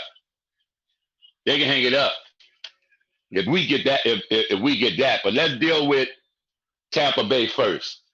Let's deal with them. And this Latavius Murray injury, you think this going to hold him out, Q? I don't think so. I think Latavius plays, and If he does, Mm-hmm. Peyton only gonna give him the ball 4, 5, or 6 times anyway. So Anyway, right, so he gonna yeah. lean on Elvin Kamara, especially with the turnout. Kamara has ascended in Peyton's mind to that of he is the he's not a he's earned the position. He's taken the position, and Sean Payton is going to lean on him some more. And as you see, Latavius fall into a complimentary, not even a complimentary back. I won't even call him that. I would say more of a backup for Alvin Kamara as opposed to a guy that's complimenting him, where you take Alvin out, or even if you want to take, you don't want to take Alvin out, you put him in the slot, or you play him, outside or whatever on the field with Latavius Murray as a decoy to kind of do stuff. I hopefully to start seeing more plays where you don't have to take Elvin off the field. You just move him around away from positions and give Latavius Murray an opportunity to kind of do what he needs to do as well. So, this is we still have a handful of games to do to get there, but Elvin Kamara Sean Payton has realized the folly in his ways, and he's given Kamara as much snaps as he could possibly get, man. He's giving them, and he knows if you feed Kamara, good things happen. That's right. And I give Sean Payton his props, Q, because, and I ain't just saying for the game pass. I'm gonna tell him I give it to him the whole year, just like I told you around the 5th game of the season. I said, Q, I changed myself on Sean Payton because he play these teams, he play each one of these teams, and he play them and he see it at their weakness. I mean, Q, we can plug people in. Like this guy we got from, I think it was Denver. He's a defensive tackle. I mean, this guy was playing out his mind. Oh man, I forgot the guy's name because he's not even around, look like, anymore. I mean, early in the season. I mean, we was playing in Glasgow. We was plugging people in, playing and plugging people. People get hurt. That's the makings of a championship team. I'm telling you. And as long as we play this, how we playing it with that run game and the pass game, there's nobody can stop us because we have 3 phases of the game: offense, defense, and what they not giving us in the NFL, special teams. Right. We have an all-pro back there, special teams, and I guarantee you, he played his first game. Watch he get him a touchdown against Tampa, because I'm looking at a game now with Tampa and these special teams when the first game of the season, when the guy was just hitting the hole straight through him. He'll get him one this game. Q. I ain't going to keep you so long, but I tell you, man, y'all keep having a good time, and I'm going to keep watching. And like I always say, Q, there's none better than you, Q. I got you. I'm right there with you. So, you're right. Hang on in there, I appreciate that, Brother JT, man. Much love, bro, and I appreciate the support, bro. And right back at you, bro. I wouldn't be up here doing the do if it wasn't for family members like yourself and others with the support and everything. So right back at you, my brother. Yes, indeed. And like I said, Q, I don't watch no other station. I wait till you get on here. Now, if you ain't on here after a few days, I'm sitting up here out my mind, mad with the family, mad with the kids, mad with everybody. What happened when you're not on there? I was looking for you. I saw somebody look just like you, but it wasn't you, Q.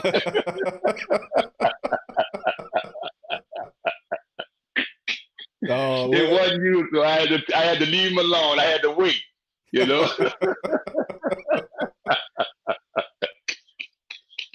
Yeah, but it's all right. I got you now, though, Q. I got you now. All right. Well, thank you for that, brother JT. Appreciate you, my brother. Who that till you be safe out there? Who that? You too. Be safe, Q. You and your family. Who that? My brother. Who that? That's brother JT chiming in. Big ups to him. Gonna bring in brother Jerry. Brother Jerry, how you doing, my friend? What's going on, Big Q? Who that to you, my brother? Who that, brother J? How you feeling today, bro? Man, I'm feeling great, man. How about yourself, brother? Hey, bro, I cannot complain, bro. Doing terrific, my man. Good to hear from you, bro. It ain't gonna do no good, Big Q, to complain about anything. There you go, bro. There you go. You already know how that goes. And hello, everybody that's in the chat. Who that to everybody out there? I hope y'all night is going well. I love each and every one of y'all. The OG loves each and every one of y'all out there. Who that to you? Hope everything is going well with y'all. Salute. Yes, sir. I'm ready. All I can tell you, Big Q, is I'm ready for this Sunday to put the end to this hype of these Tampa Gay Yucks and put them to sleep. All this hype about, they're going to host, Tampa Bay going to host the Super Bowl in their own backyard and represent the NFC. Not by these Saints, they ain't. That's right. I can promise you that. Because if anybody that I know that's going to go to Tampa and represent the NFC in Super Bowl 55 in Tampa, Florida on the first Sunday in February is the New Orleans Saints. Holla at your boy. That's right. Tell them, Brother J. Yes, sir. And Big Q, like you always say, I am always welcome, welcome, welcome. I'm rocking with the sports coma with Big Q and the guys, where we have intense, entertaining, educating, and enlightening sports talk from your favorite sports family. That's how I go, Brother J. That's pretty good, bro. Yes, sir. Yes, sir. Yes, sir. Yes, sir.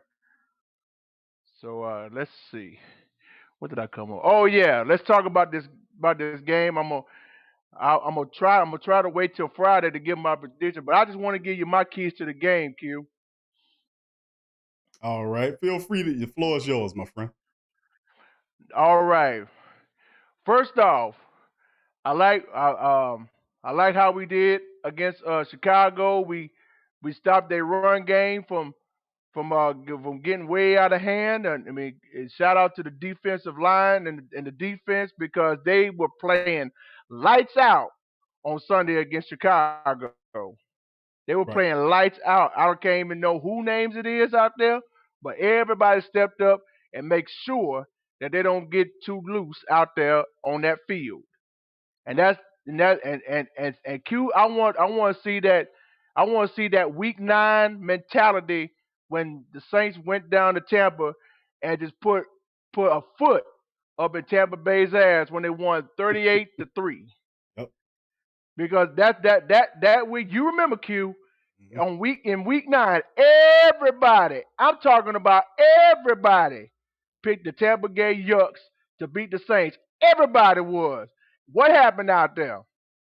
They got embarrassed, and when the Saints was up 21 or 28-0 in the first half, I knew it was already over. I'm looking at it, I said, what in the hell is going on here?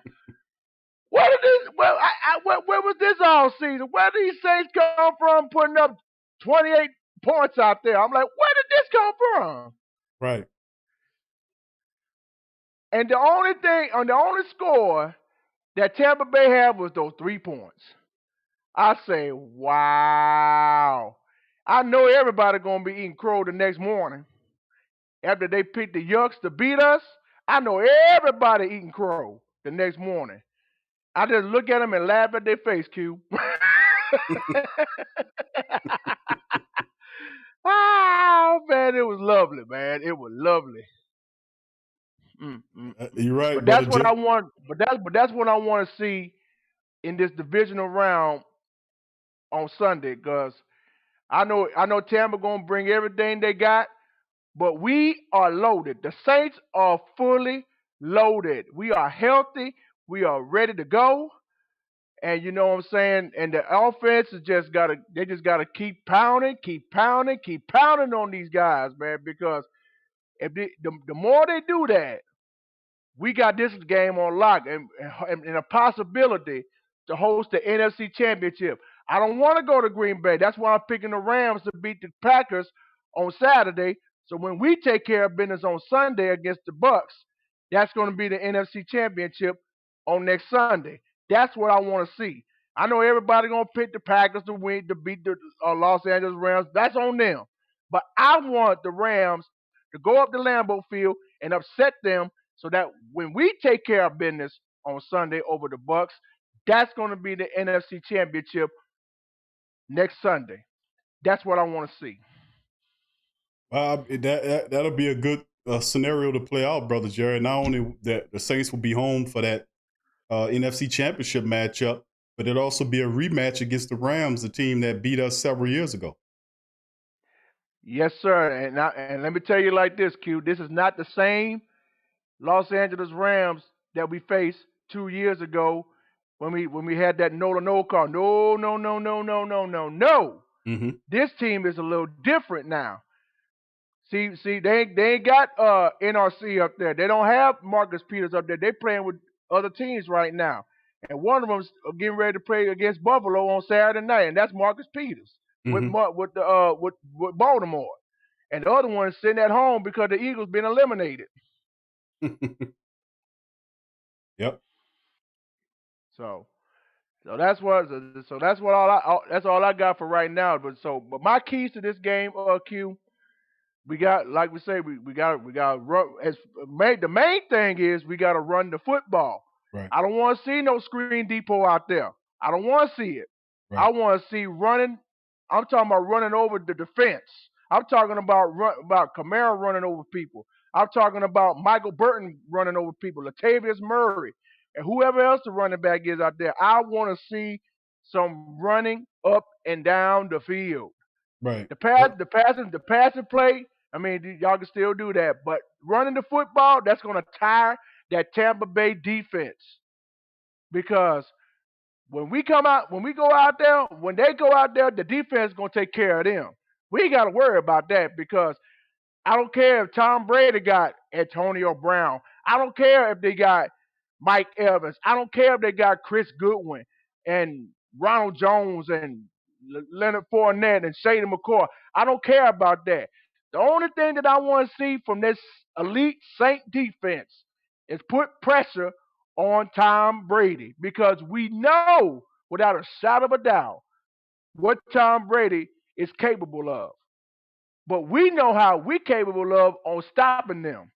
Put pressure on Brady, make him sack him like about 5 or 6 times, and make him force like 3 or 4 interceptions in the game. And if the Saints defense do that, we got this game on lock, bruh.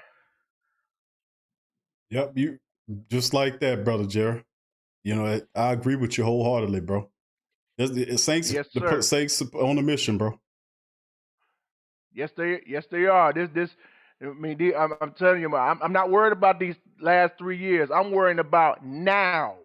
Now, forget about 2017. Forget about 2018. Forget about 2019. This is now. Yep, it's our time, bro. Yes, it is. Yes, it is. And I'm tired of all this hype of the Tampa Bay Yucks talking about, oh, we're going to go all the way. We're going to represent the Super Bowl in our own backyard. I look at them like, man, is you sick? Never happened. Do I need to take a temperature on the top of your forehead? something. Please tell me, please let me know. Man, bump all that, man. Please, man. I'm just saying. They don't understand, man. The Saints have been through a lot. This is our year. I mean, you saw the Chicago Bears was a really good to start off the playoffs with, knocking them around. We ratcheted up several degrees against the Tampa Bay Buccaneers, a team we dominated in the regular season. We won't go to sleep on this team. The Saints are this is too much at stake right here. You know, and despite the fact that we beat them, the Saints know that they can, that they're better than this team. We're not going to come out here and play to the level of our opposition. We're going to go out there and we're going to knock Tom Brady around, despite the fact that they have all these fanciful weapons. And the fact that the really big issue for the Tampa Bay team is that they hadn't been able to prevent Tom Brady from getting sacked. I mean, when the Saints play them, we get them on the ground. You know, and we disrupt everything that they're trying to do. So you can bring in quick passes. They did that. They made that adjustment in the second game. They tried to hurry up his progressions to naught. He still was able to pick Tom Brady off, fluster him and frustrate him, picking him off several times in the game, stopping the running attack. and putting it in on him to do something. And then, of course, when the Saints got it going with the 4 rushers and they dropped everybody else in coverage, that was game over with. And plus, the pressure was on because the offense kept scoring. So while the defense was stopping them and frustrating them, and it was just too much for them to come back for them. And of course, the Saints, like I said, they've discovered their running attack in the back end of the season, and they are using it more impactfully than I've seen them use it in a while. So I mean, it's not to shoot past the Buccaneers, but there's a bit of delusionment with the Tampa Bay Buccaneers because you would want to be more respectful. And big ups to KB. I see she knocked off a Tampa Bay person that was in here sneaking around, and Well done, she knocked KB. him off. KB got a sniper kill. She was able to knock off that Tampa Bay Buccaneer. Like the Saints going to knock off your whole goddamn team, Tampa Bay. And I keep telling them. Go ahead, kid, baby. I keep telling these people, brother Jerry, about the fact that we're gonna just sit back. And all of the national media, they're doing exactly what they've been doing, which is big up in Tampa Bay and disrespecting the Saints. And I told you that's how they got their ass whipped badly in week 9 when Sean Payton took the press clippings from what everybody was saying to that team and it pissed them off. Well, guess what? They're doing it again. So you got a brainless, stupid, corrupt, numbskull ass media who gonna get those people ass whipped. And it's just what it is. Exactly. Yeah, Big Q, I want to pick up what you did on Tuesday night when you brought those 3 Stooges up there. That's why I say Q Sanford and Son and the 3 Stooges. I missed that, brother Jerry. I missed that comment. I ought to put it on. I missed it, bro. I missed that comment. Yeah, brother. That's all right. I put it in there. But when you say skip, I'm like, yeah, baby. Yeah, brother. I said, no wonder I don't listen to these clowns. You see that? And you heard? Did you hear that? And that part right there, yes. We do all of that. Now on Tuesday we do that on the Patreon channel. It's called the Hater Skit, and we go over that tape. And these are supposed to be national professional commentators breaking down information about the team and all this kind of old stuff. And I get on that and I toast them every time because I keep telling people these people don't know what they're talking about. Why they don't know what they're talking about? Because they don't know your team. They do not know the intricacies of who the Saints really are. They don't know. They're reading from a template, a cookie cutter template. They all pass around with statistics and they try to flim flam you by running a bunch of statistics and talk about people that are famous on the team. Everybody know Drew Brees. Everybody know Kamara, Mike Thomas. But do you know the role players that's underneath that make it all go? Do you know the intricacies of the team? No, they don't know. They don't know. They don't know what the hell they're talking about. That's why Max Kellerman would tell you in the Chiefs matchup that you can't beat the Chiefs by ball controlling them. Really? The Saints, had the Saints have done that, they only ran the ball 17 times in the Chiefs matchup. But had they had done that, they would have beat the Chiefs. They punted 8 times in the matchup. If you'd have converted half the punts into field goals, you'd have beat the Chiefs. So it's just asinine. But these were type of people that they got up there talking. They don't know what they're talking about, man. They never do. Few times you get even guys like Ryan Clark, who doesn't have the courage. Another clown. He don't have the courage to say the truth because they all telling them what to think and how to act. They got to appreciate themselves to Tom Brady. For whatever reason, that's the narrative. So in essence, coming into this game, like I was highlighting it before, the Tampa Bay Buccaneers game, because the referees was trying to help them in the Chicago game, watch out for the refs, just like you had to watch them out in both matchups against Tampa Bay when the Saints stepped on their throats and kept on and just took the referees out of the game. That's what's called on in this upcoming matchup. We have to be able to run that ball. We have to be balanced. I said it all year long before the year started. I said nobody, and I mean nobody, could play with the New Orleans Saints when they got their minds right. Nobody. And the only time we're going to lose games is because we're not balanced. And another thing, if you go back and look at all of the losses that happened to the Saints this year was because of our own doing, our own shooting at ourselves in the foot. We did that to ourselves. We lost these contests. Now, you can give the Packers or whatever, the Raiders and all these other people credit, but the 4 losses that you have this year should have been wins. If you go back and watch the tape, it was because we were calling unbalanced play calling is why we lost those games. We didn't get blown out by none of those teams. We were in those games. We were unbalanced, throwing too many damn screens and willy-nilly, all this foolishness. But ultimately, if you go back, I was like, man, I went back and looked at the loss. I said, man, we could have won every game in the regular season this year. We're that much better than everybody else. And I keep telling them that. Like, the Saints are so much better than everybody. You came into the season deeper than everybody else. You survived the injury bug up to this point, which blessings are. We're going to keep doing that. We lose Drew for a month. He comes back and is refreshed. You lose Mike Thomas for half of the year. He comes back. He's refreshed. You lose Emmanuel Sanders for a few games because of the stuff. He comes back. He's refreshed. You lose this guy, that guy. No matter who you lose, they come back refreshed. You got your entire defensive line healthy and ready to kick ass against the Tampa Bay Buccaneers, just like week one. Your entire secondary is back healthy. And the only person you really could say that you don't have that's impactful is Quan. That's a big loss. But truth be told, like we talked about on the Tuesday broadcast, was the fact that we kicked Tampa Bay's ass in both of those matchups with Alex Anzalone playing linebacker. That was Alex Anzalone in that 49er, in that both of those Buccaneer games doing his thing. So, at the end of the day, like I said, and I'm going to continue to say, the Saints are a hell of a team. We deeper than everybody else, and nobody can play with us when our mind is right and we run in a balanced play scheme. Nobody can play with us. Now, the issue is getting cute. That's the issue. Do not get cute. Do not go to Screen Depot. We didn't go to Screen Depot the last game, couple of games. We stayed away from Screen Depot, and I'm glad I highlighted that because I had to make fun of the fact that we shopping at Screen Depot too much. Now we good, and I'm loving that. So Sean Payton was the last vestige of hope in terms of getting that idea about the running game. We are a running team. We are a running team, and nobody can stop the Saints when they're running like that. I'm sorry. Go ahead, Brother Jerry. The floor is yours. No, that's all right, Q. Because you speaking, you said the same thing. What I'm getting ready to say. That's what changed the game plan right there. When you mentioned about throwing all these screens left and right, we're sick and tired of it. We want to see running the football.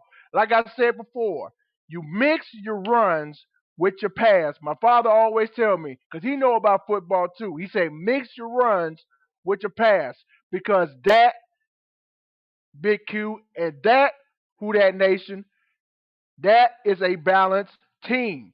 Because you saw what we were doing the last couple of weeks. We were running the football.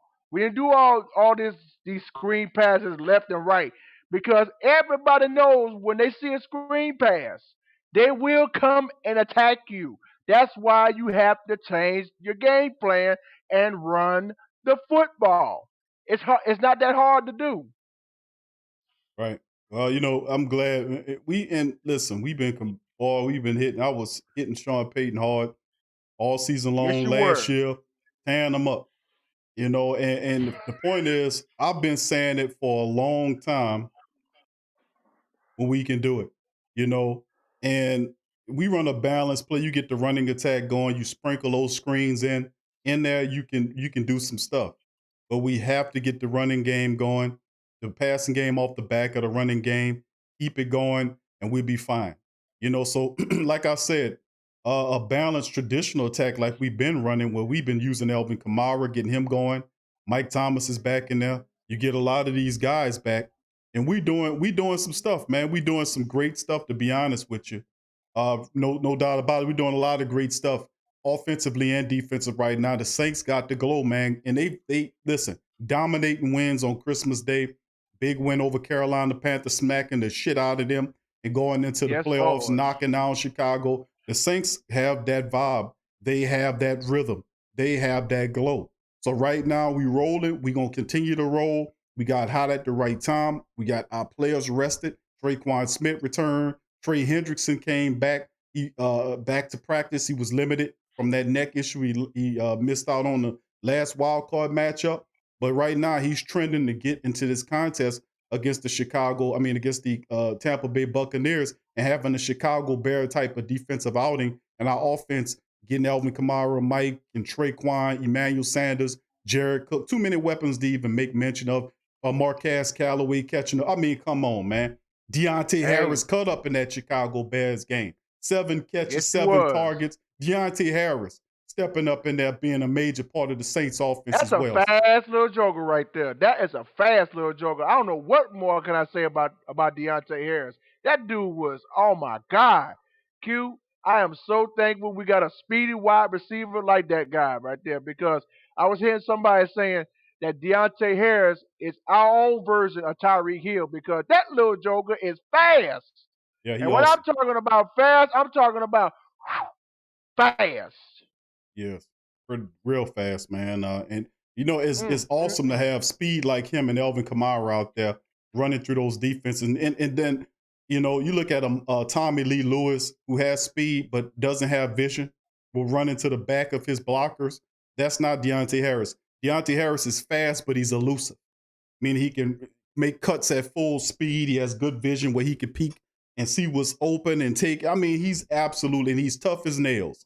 So I love how the fact that Coach Payton got him mixed up in the offense, getting him involved with that speed, because he's another weapon that the Saints are throwing out there with Callaway. Listen, the Saints cannot be stopped. There are not enough people out there on your goddamn defense to deal with what the Saints are going to do to you. So, I mean, at the end of the day, we get a fast start. We keep it going. We got another win. We go into the NFC Championship. Yes, sir. Yes, sir. And Q, before I get ready to get off, I just want to share a couple of funnies right there, because not only did they have the game on CBS, but they also had it on Nickelodeon. Now follow me. Like when Drew Brees threw that pass to Michael Thomas in the end zone for a touchdown, what popped up on both sides? Slime shooting up in the air. That's right. Ain't that something? Now, Who That Nation? I've been watching Nickelodeon since the late '80s. I know about that stuff because I grew up with that. That's when you had shows like Double Dare and you know what I'm saying, What Would You Do, Guts, Legends of the Hidden Temple. You know, Double Dare. the whole 9 yards. Y'all know about that stuff as much as I do. But having a football game on Nickelodeon, I know the kids love that. I bet you some of the kids are Saints fans on there. I bet you. Now when I saw that slime on Sean Payton, Big Q, I said to myself, just imagine if that green slime was black and gold. Just imagine about that. Just imagine that. Just visualize that for a minute. Let it get into your head. Black and gold slime when the Saints score a touchdown. Think about that. Ain't that something? Yeah, that was something. They could have made it happen too, man. But you know, it's all good, man. You know, we walked away. They slimed Coach Payton. I got to give credit for that, man. Coach Payton said, if we get the win, yeah, I'll settle for it. And he did, man. He honored his obligation. And let's keep it going, man. The team is playing loose. They're focused, loose, and listen, 3 years of playoff failures was enough for the Saints to walk into this playoff matchup. The Bears, the Bucks, and the Rams coming up next. And we're going to see how it all shakes in the end, man. But the NFC Championship game, replay of 2 years ago, in my opinion, Rams defense, Aaron Donald says that he feels good. So looking like he's trending in the right direction to play against the Packers. The Packers have offensive line issues. They also have the way that the Rams play. They got a running attack, which Green Bay is not that really great at stopping the run. And then Jared Cook can throw the ball around, but they're going to lean on that running attack up there. And listen, snow's not enough to stop them. That defense for the Rams, my goodness, man, they're relentless. Got to give it to them. Got to give credit where it's due, because that Rams defense, I've been watching them for the last few years, but these guys are absolutely no joke. They're relentless, especially on defense. And another funny cue, like, okay, when the Bears was getting ready to kick a field goal, you saw the goalpost and it had SpongeBob SquarePants at the goal line when he kicked the field goal. I'm like, yes, indeed. That's right. Nickelodeon was definitely entertaining that day, even though I don't have it, but I saw some of the highlights. And and when they threw a flag for like whatever it is, here you got young Shelton breaking down what a pass interference is, and he was saying some stuff too, man. Oh, that was funny, man. Yeah, that was pretty ingenious how they did it, man. They kept it lively for the children, man. I put it. We watched a little bit of it, and my youngest son watched it with me. He enjoyed Mhm. watching, seeing it, all that kind of stuff. It was a change of pace for him to see it, so it was interesting. Oh yeah, it was Big Q. It was. It was. Well, I just came on here, Big Q, to give you my keys to the game. Like I said, I'm gonna give you my prediction on Friday when you do your Friday show. So I'm gonna put that on hold for right now. But I just want to give you my keys to the game for Sunday. Well, brother Jerry, I appreciate you, bro. As always, your support, bro. Dropping by, dropping some light, some comedy, some knowledge upon the family members as well, man. Thank you, and who that to you, my brother. Who that to you, Big Q? And also, shout out to everybody that's in the chat. I love each and every one of y'all. Like I said before, I love you all. Who that to everybody out there, because once again, I say this all the time. Y'all the reason why I stay on my toes every week when we talk Saints football. Y'all my MVPs every day. I love you all so much. Thank you all so much. Once again, I love each and every one of y'all, and there's absolutely nothing that y'all can do about it. I love you all, and God bless y'all. All right, God bless you too, brother Jerry. Thank you, and who that for life, my friend. Same to you. Good night, Q. All right, good night to you, my brother. That's brother Jerry, man. A great dude, man. No doubt about it. Great dude. Appreciate brother Jerry, brother JT as well for chiming in. Really great men. Appreciate those brothers for dropping by. In a few minutes, we're going to make a move, y'all, to we're going to end the stream. But I want to give a shout out to all the family members. I didn't give a shout out while we was going over the news, and I was taking a few calls from the nation. Big ups to Inevitable, who that to you as well. Zeno Broly, who that to you, fam. Big Irv, who that to you. Abraham, what's up, Abe? Who that to you as well. Who up? Hopeful Effect, who that to you, fam. Good to see you in the chat as well. Who else we got there? I didn't give a shout out to as well. Aaron Campos, who that to you, fam. Good to see you in the chat. Aaron says Buck fans beat some tomato cans and crawled right back out the hole we put them in week 9. True Louisiana, who that to you, fam.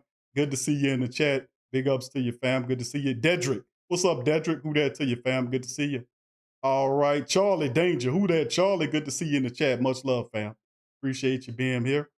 All right, who else we got chiming in this thing as well? Aaron, what's up? Aaron Campos, who that to you? Aaron says people keep saying this would be a third loss in a row. No, it would be the 6th loss in a row. All right, keep it going. Kelly, who that to you? Kelly, he says, saw today Booger McFarlane, another fool on Tom Brady train that's going to be disappointed. And and listen, a lot of these guys pick him because that's where he came from. Booger McFarlane spent all of his years playing for the Tampa Bay Buccaneers. He was the interior lineman there for many years.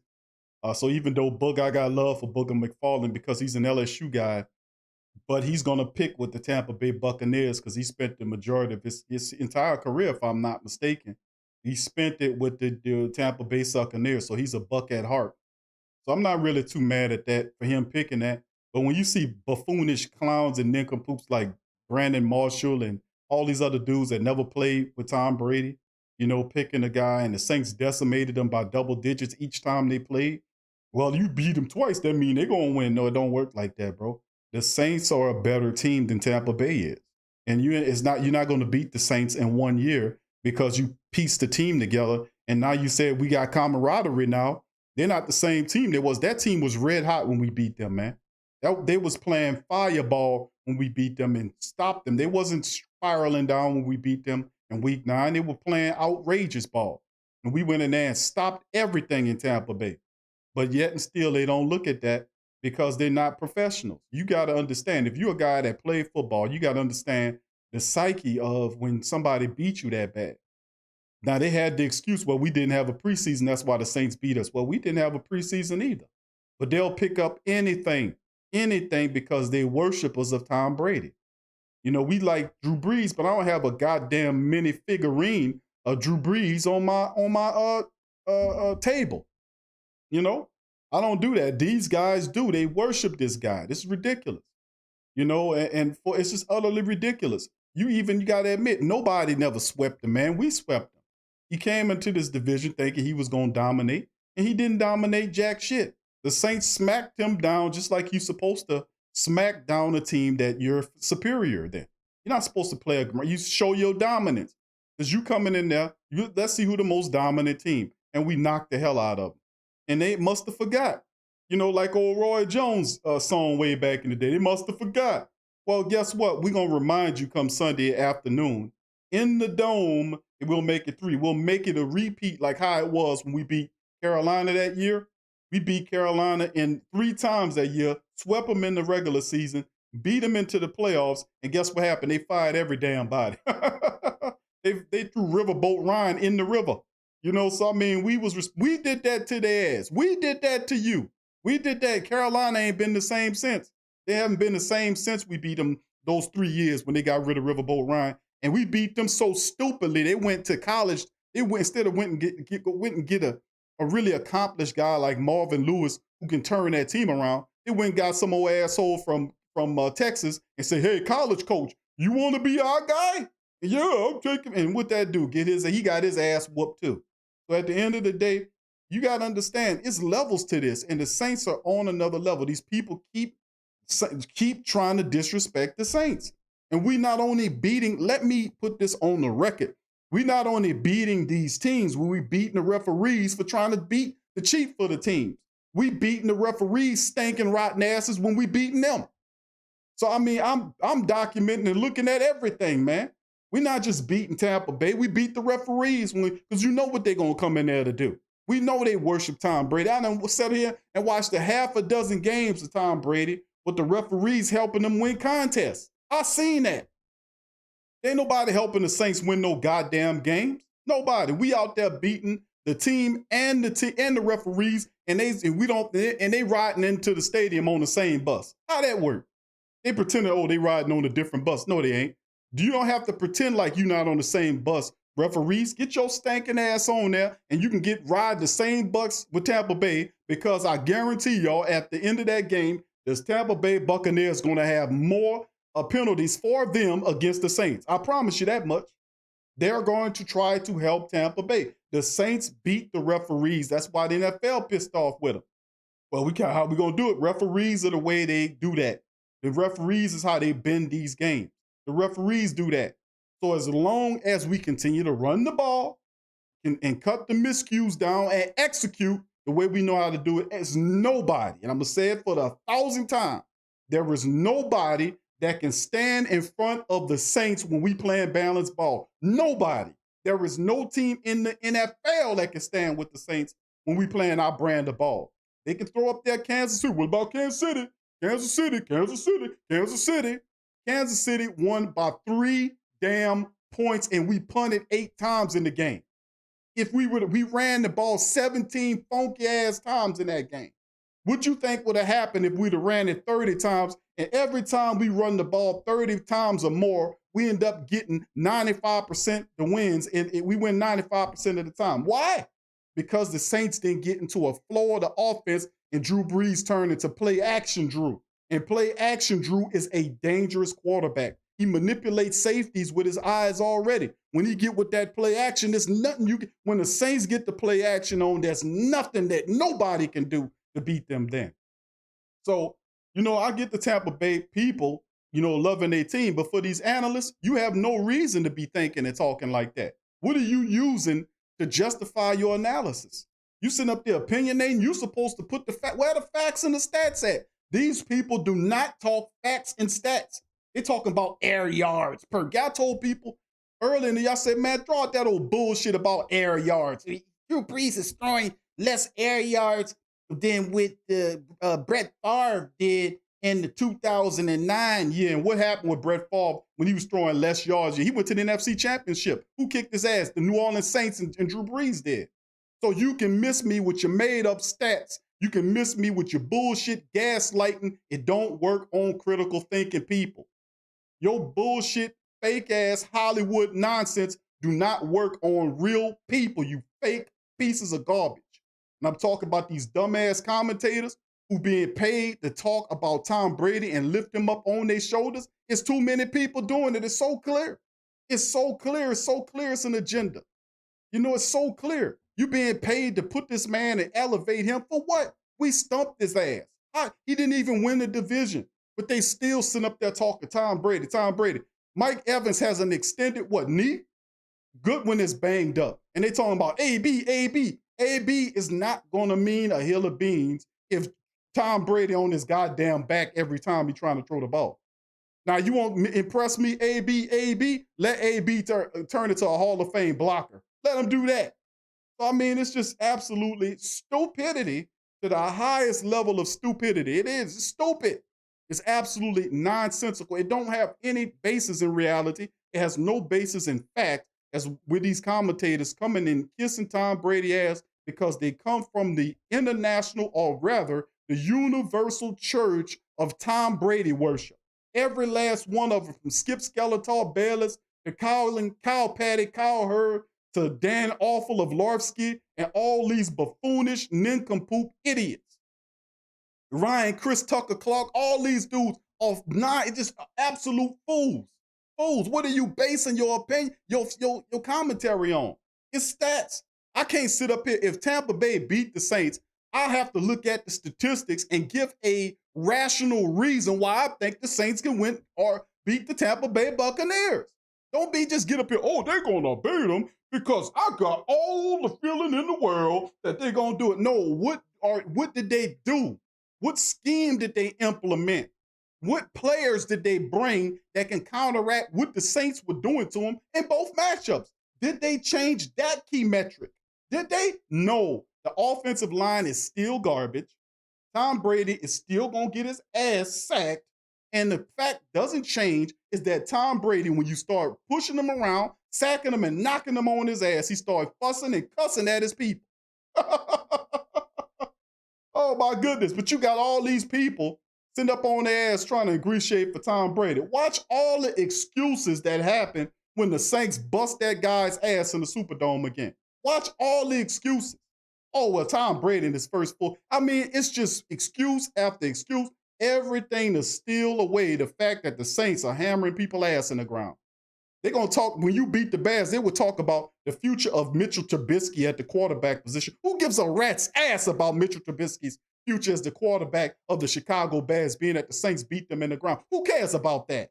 The Saints beat that team in the ground. The talk should be, how far do the Saints go into the playoffs? The Saints are a worthy team, but you're going to sit up here and give Buffalo all the love, and they barely beat somebody. It took a last-minute situation.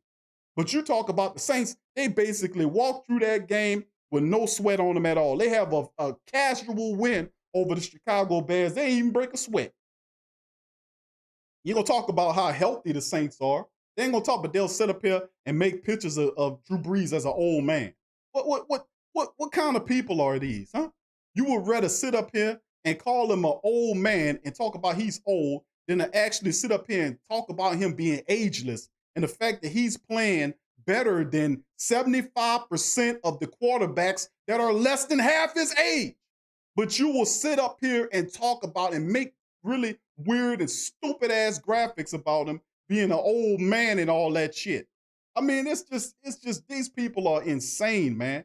I just thank the Most High, man, for a critical brain. I'm gonna just be honest with you, because your bullshit don't fly here, man.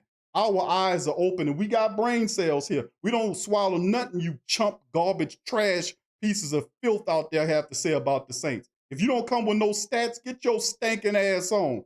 Like I talk to the people on Tough Tiger Talk. I'm rough, man. I ain't gonna, listen, family, listen, y'all know.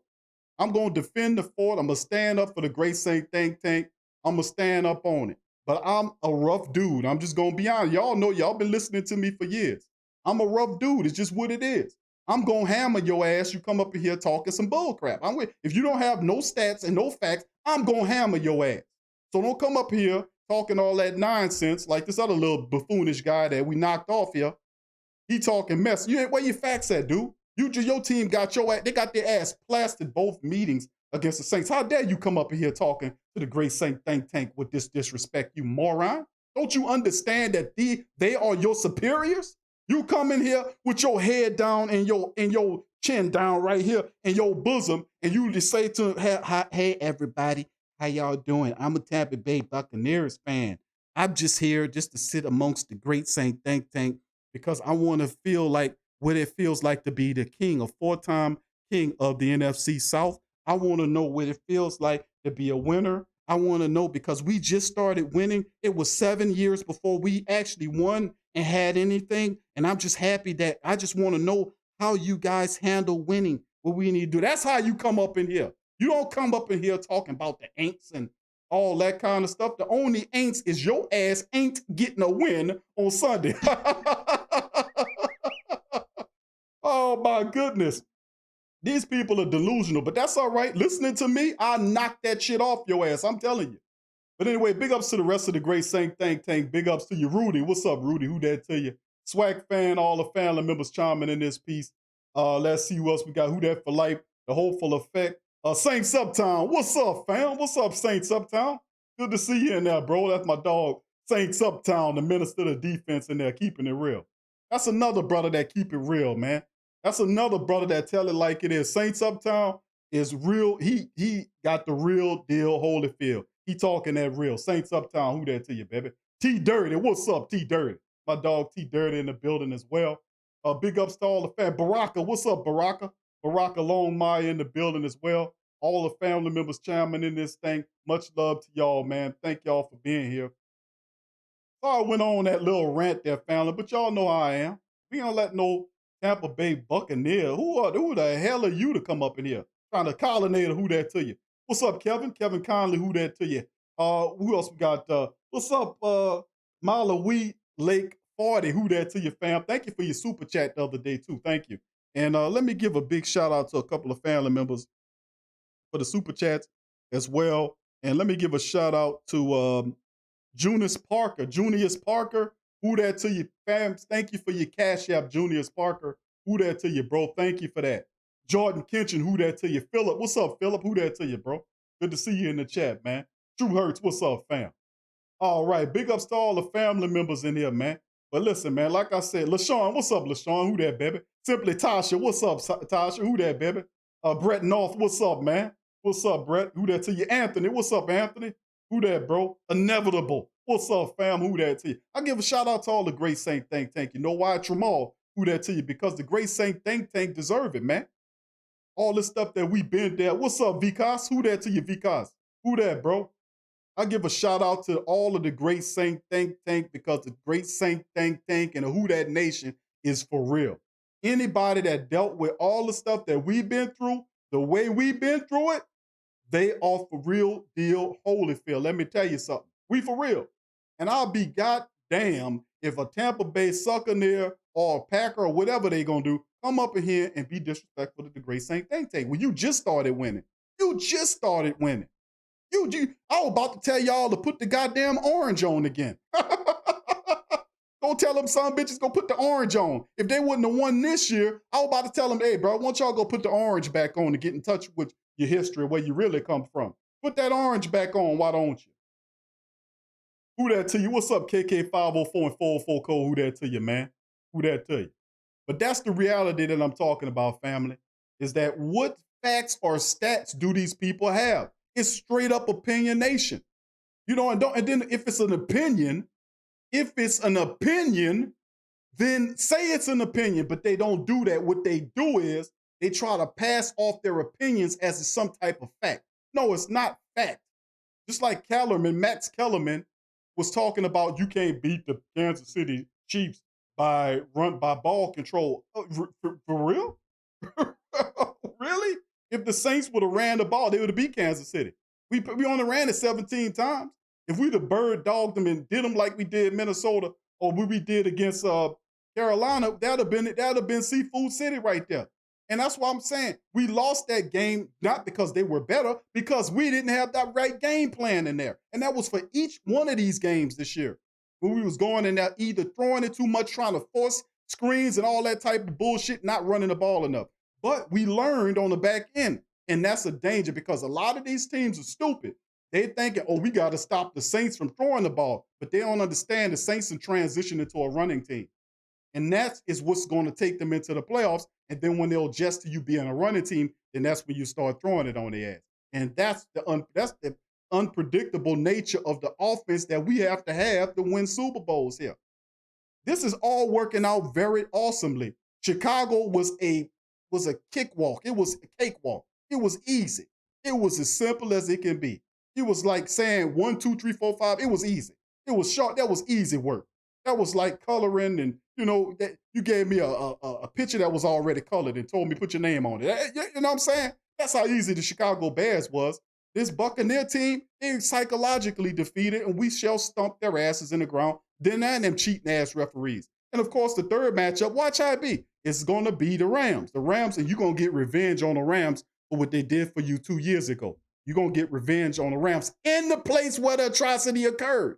And guess what? We're a lot better team than what the hell we were then. And a lot deeper team than what the hell we were then. Let me tell you something. We won't go in there being conservative. We won't go in there because we know that it's do or die. Either we handle business or it's over with. Drew Brees is facing retirement this year. This team is facing 80+ million over the cap. This is do or die, baby. We're not giving up to nobody, especially some garbage ass pewter and gold or whatever that ass is. I'd be ashamed if anybody wearing pewter would beat me in anything. I'll be feeling in my feelings if I lost a chess game, or not even chess. How about a checker game of checkers? If I lost a game of checkers to a guy wearing a pewter sweater, I'll be upset. I ain't losing nothing to nobody wearing pewter. It's not red Q on this. It's pewter. Oh, yeah, it's pewter, all right. And they're going to be spitting up all on the pewter. They're going to be throwing the pewter in the trash after we finish getting done with they smelly, rotten, smelly asses out there. You think you're going to come into the dome and beat the Saints in the dome for real? The audacity. You got to respect this team. But you know what? The media keep putting, I told y'all this on Tuesday. I keep telling y'all this, and I'm going to say it again. The media is putting their foot in their mouths again because Sean Payton is going to take the press clippings just like he did when they played in Week 9 when all of them people picked Tom Brady to smash the Saints. Sean Payton, being a master motivator that he is, took all of the press clippings and showed it to them team, and they went in there and stomped a hole in their ass. And like I said Tuesday, I said that Tampa Bay should be calling the national press. You talking about Booger McFarlane, Ryan Clark, Arthur Lavlarsky, Skip Skeletor, Bayless, Big Country Skip, and all these other buffoonish nincompoops, and all the Kyle Patty, Kyle Hurd, Marcellus Wiley, Brandon, and all these Knicks and all these other buffoonish people. They should be calling them doing the Pops Witherspoon. Don't tell nobody. That's what they should be doing. Busting that Pops Witherspoon. Because you gonna piss us off and we gonna dunk you again. And this time, it's gonna really hurt. I'm just saying, man, listen. They don't understand. You don't play with people like that from this region. You know, Ronnie Lamarck said it best. We resilient. Why are we resilient? Because we done survived some hardcore stuff. We done you think you gonna play? Don't play with nobody from New Orleans, bro. Don't you do it. Just telling me to go, don't tell nobody. That's what you do. Bust that Pop Witherspoon on their ass. Get up there and tell the national press, don't tell nobody. Don't tell. Yes, keep it going because we gonna come for you. We got you, baby. We got you.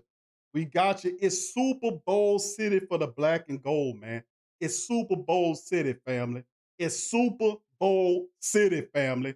We got it. But anyway, thank you for the great Saint thing. Thank all the family members for chiming in on this episode of the show. I appreciate y'all. I love y'all. I respect the hell out of y'all. I thank y'all for being on the show. I thank y'all for supporting us, the stream. Please hit the like button. Please feel free to share the show's link And wherever you socialize, stick it there, put it there, wherever it is. Y'all got permission, take it and do whatever you got to do with it. Get it on out there to the rest of the Saints Nation, Who Dat Nation, as we continue to grow. I love y'all. I appreciate y'all for being here. Hit the like button, subscribe if you aren't a subscriber, and I'm going to see y'all guys later on the next show. So peace, Who Dat, and I'm out. Yeah. Well, all right. Like you always say, welcome, welcome, welcome. #1 sports talking D. We ain't like the Falcons, we won't blow the lead. Look, all we talk is who that, who got cut and who back. Rookies in the vets, players you should look at. It's the sports coma, you don't wanna miss it. Got the pre-game, party, post-game statistics. Get a visit from Sway, maybe DC or 5. It's the hottest thing smoking, Big Q and the guys. Go to YouTube Live, make sure you subscribe. The views inside the Saints locker room high. Talk to Drew, Jordan, Zach, Peyton, New Orleans, Who Dat Nation. Best believe when I say we bleed gold and black. Ain't a miracle or rivalry could ever hold us back. No, Beastquake, Bounty Gate, let the truth be told. It's the sports coma, all we know is say Super Bowl.